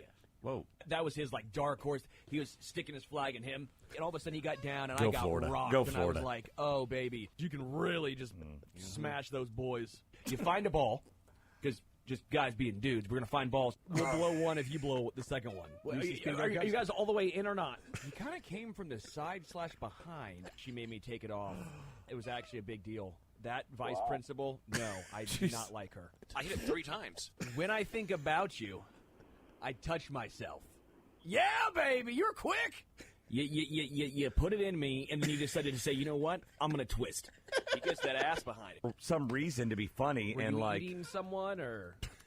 It was not, as it turns out. It was not. I like going really from the are. bottom up. So I'm giving strokes out. Drop it, because that might be danger zone. You might be entering Kenny Loggins. I do love his balls all had different names. Let me grab my banana. I was told I was supposed to let Todd see him. He told me before the show that the rule was I let him watch. You're yum. You like this, Avery, that I'm doing myself just twice? Oh, I love it when you do yourself. I knew it. Twice is even better. I showed you the drumstick, didn't I? I do a thing where every single year I can see if I can still get rim. From ages 18 to 29, I've been able to. So I need to see if I can still get it at age 30. Yeah, I like your pole, Mick. Well, thank you. Appreciate that. I have the itch. I've been talking about this all the time. Well, I'll maybe get that checked out. So I'm giving him a hard one. I thought you were an Esquitarian. Equestrian? E-A-G-L-E-S, Eagles. There you go. It's quick and easy, and your car gets a thorough hand job. You sounded just like Danny there. Yeah, you did. Sterling. That's Florida. Go Gators. Go Gators. I'm with you. Go Gators. It's Rex and Sterling, kind of our 2 sports mascots in town. Right. All right, learn funniest best. What we learned from the weekend, funniest from the weekend, best from the weekend. We got to roll through these. What I learned is that Nebraska became the only team in Division I history, Power 5, to not win an NCAA tournament game, yet be champions of the NIT and the Crown. Oh, wow. They won the Crown yesterday, knocked them off. They know Big their comeback. place. They know their place. Big Stay in their comeback. lane. Champions of the NIT and the Crown with no tournament wins. What'd you learn, Sterling? Went to Naples for the first time. Went to Naples, and do you know that Tommy Bahama doesn't just do clothes? They have restaurants. There's a Tommy Bahama restaurant in Naples that was phenomenal. Just incredible. Very so cool. I learned that Tommy Bahama, not just for shirts. Very Let's cool. say, did you wear some Lululemon there? Or did you wear Vineyard Tommy Vines, Bahama? actually. Nice. I learned that there are 6 state capitals west of Los Angeles. West of Los Angeles. Wow. Sacramento. Alaska and Hawaii. Well, those aren't state capitals. Those But are I mean, states. like states. What are but they? the You gotta know what capitals, they are. Juneau, Eugene. and It's not a state Honolulu. capital. The that- capital of Oregon is not Eugene. Isn't that That's Eugene? one of them. Portland. No, it's Salem, guys. It's Salem. Good job. Salem. No, Salem's in Massachusetts, idiot. I remember the witch trials, okay? And You're not going to get me on that one. Washington is- Winston's Salem is in North Spoken. Carolina. Washington, Spoken. which is Come on, you got it. Dylan knows it. Help, Dylan. Spoken. Nope. Sorry, what? Settle. Olympia, guys. Come on. Mount Vesuvius. I knew it was a Olympia. mountain. Is it Mount Bol- is it- Olympus. Yeah. This is Olympia. Is it Topeka? And then one more. Tough one. Crazy. Oh, it's Nevada. Which is? Reno. No. The biggest little city in the world. It's not Reno. But Reno is the biggest little city The in the capital of Nevada is the answer. If you guys can get Well, I it. was No, you were wrong. But I got the state. That was pretty fun. Whatever. You need to tell yourself tonight. So much for going faster and learn funniest best. Anyway. Carson City, fellas. Carson City. How do we not know our state capitals? That's used crazy. to. 6 of them west of L.A. Sterling, how would you pronounce the capital of Kentucky? Louisville or Louisville? Frankfurt. Yeah, nice job. Well done, Sterling. Hey, nice job. I asked the wrong person. He's from India. You got all the other. I know. I asked the wrong person. All right, what'd you learn, Dylan? I learned Ovechkin took the exact same amount of games crazy. to get Yeah. his record that Wayne Gretzky did at 1,487 Not as games. many passes, though. Not as many assists. Nope. Pretty cool for the guy that scored his first goal in the empty netter. That Gretzky also was like, "Where's he at? Where's he at? Come here! Right. Congratulations on your first goal." That was cool. That was cool. Funniest. We start with you, Sterling. Yeah, so we went to the beach, and I have some old sandals. Took my sandals, and we were going to go get some food after as we head home. This place is great ice cream, but also it's their post office. My sandal breaks right outside of the store that says no shoes, no shirt, no service. And so my wife took a picture of me holding one sandal up outside. Did you hop in there? I did hop in there, yeah. actually. There was a Nice. guy making fun of me. I still got my ice cream because I'm going to get my ice cream. Yeah, well, yeah. And I try to hide my foot in there. You got to do the Billy Ray Valentine. Just when he was Like out we glossed in the, over the ice cream shop's also a post office. Yeah, it's a post office. Sun Harvest. Sun Harvest down there in does it around mean? Fort Okay. Myers area. Yeah. Delicious. Key lime ice cream. Very good. Okay, great. Funniest for you, Randy Arozarena's at bat against the Rangers. Did you see that? I did not see it. First pitch, as the ball's coming in, steps out, and it's a ball. Second pitch, steps out. It's another slider, another ball. Third pitch, steps out. Like as the pitch is coming in, and the announcer's like, "I've never seen anybody do this." I guess he's just trying to distract him, walk, whatever. Fourth pitch, right down the middle, he pumps it out of the park. No way. Just jacks. Just huge. Mind game. Yes, it was. Total It was. mind I've never game. seen an at-bat like that. How about that? Funny. Funniest for you, Dylan.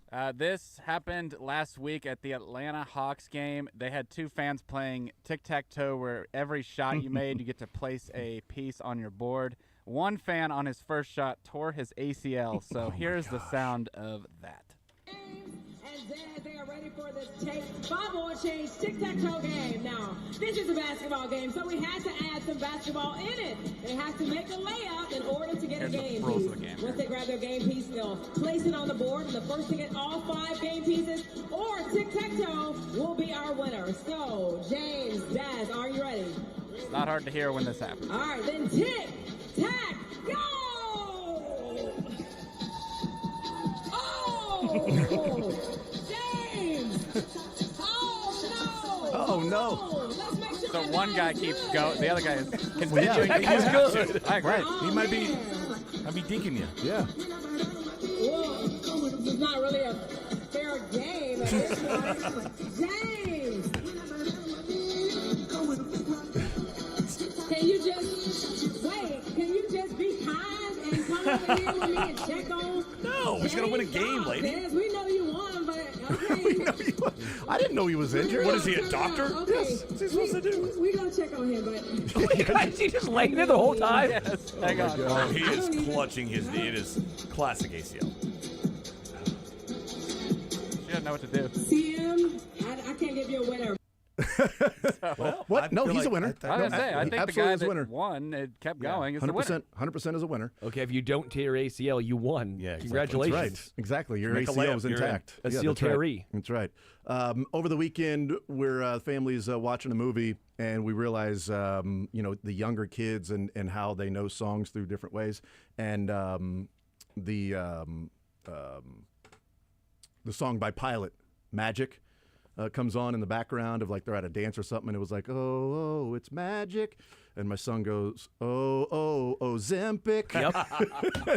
My wife and I were like, heard the song. It's true, yeah. that's the first time he's Yes. ever heard the actual song by Pilot. Is that right there? hilarious. He thought the whole time that song was Ozempic. There's like Which 5. is kind of magical, I've heard. Oh, it was so good. If you Like, watch GSN, He had there's no- like 5 different songs that just get ruined by medical commercials. he had no clue why we were laughing. Whatever, just funny. crack it up. He's like, what? That's, yeah, that's the song to you, I guess, is Ozempic. We go to the best next. Mick Schaefer. Good to see Sporting get on the board. Kerry Zavagnin opens up his interim coaching account. I don't know. I'm trying to talk soccer. Actually, he'd won before as an interim coach. But a guy that's been here longer than Peter. He's been here as a player or coach every year since the year 2000. Great dude, except that he's a Yankees fan, so you should ask him about that. Ouch, no, not going to happen. Other than that, great dude. Yeah, not going to happen at all. And they beat St. Louis. Yeah. That was nice. St. Louis City. Yeah, we know you're a town. Yep, the lower capitals. Or the lower, not the capital, but lowercase. Dylan, best. Mine's quick. The picture of Nikola Jokic and his brother at dinner, if anyone has seen that, he makes a 6'11", 280-pound Nikola Jokic look like his agent. He doesn't even look like he plays a professional sport. This guy is built like a tank. So I don't know what the Dems are on his brother, but if you go find this picture, I don't know how the Morris twins were trying to pick a fight with these people. Insane, dude. I do because of the Morris twins and how they operate. But this would have been a pretty good fight. Yeah, dude's insane. The my best from the weekend was just the whole interaction with Akeem Olajuwon trying to get on the court. I know it sucks for him, but the whole interaction, because he didn't have a pass, so he was walking up the stairs to get on the court, and the security guard was standing there in the corner, was like, no, he can't come on the court. And other people were like, this is Akeem Olajuwon. He's like, I don't know what you want me to do. He doesn't have a pass. And Akeem Olajuwon's looking like, is this real? Is this happening? Like, I'm not allowed to go up on the court? Akeem Olajuwon and Jim Nance both told to stay off the court while Houston celebrated. Houston came down, and then Hakeem Olajuwon and Jim Nance celebrated with Kelvin Sampson. Those guys, they didn't have a pass. But the whole interaction, this guy's like, no, you're not coming up. And Hakeem Olajuwon, you're joking, right? I'm Hakeem Olajuwon, okay? I'm not just walking around 7 foot, not known here. So we flew to Florida on Wednesday after work, and there was so much storms. I had a direct flight from KC to Florida, to Fort Myers. We flew over Lake Michigan. We had to fly over Lake Michigan because of all the storms. On the direct flight. On the way back, there were still so many storms. So direct flight, we had to fly over the Gulf of Mexico. Sorry, check that, Gulf of America. Yeah. Flew over, all the way over Gulf of America to Dallas, and then up north to KC. So I guess shout out planes and Southwest and pilots for having technology to save our lives. I think Michigan's capital is also west of L.A. Yeah, it's Topeka. Lansing. Oh, I knew it. That was it Spokane?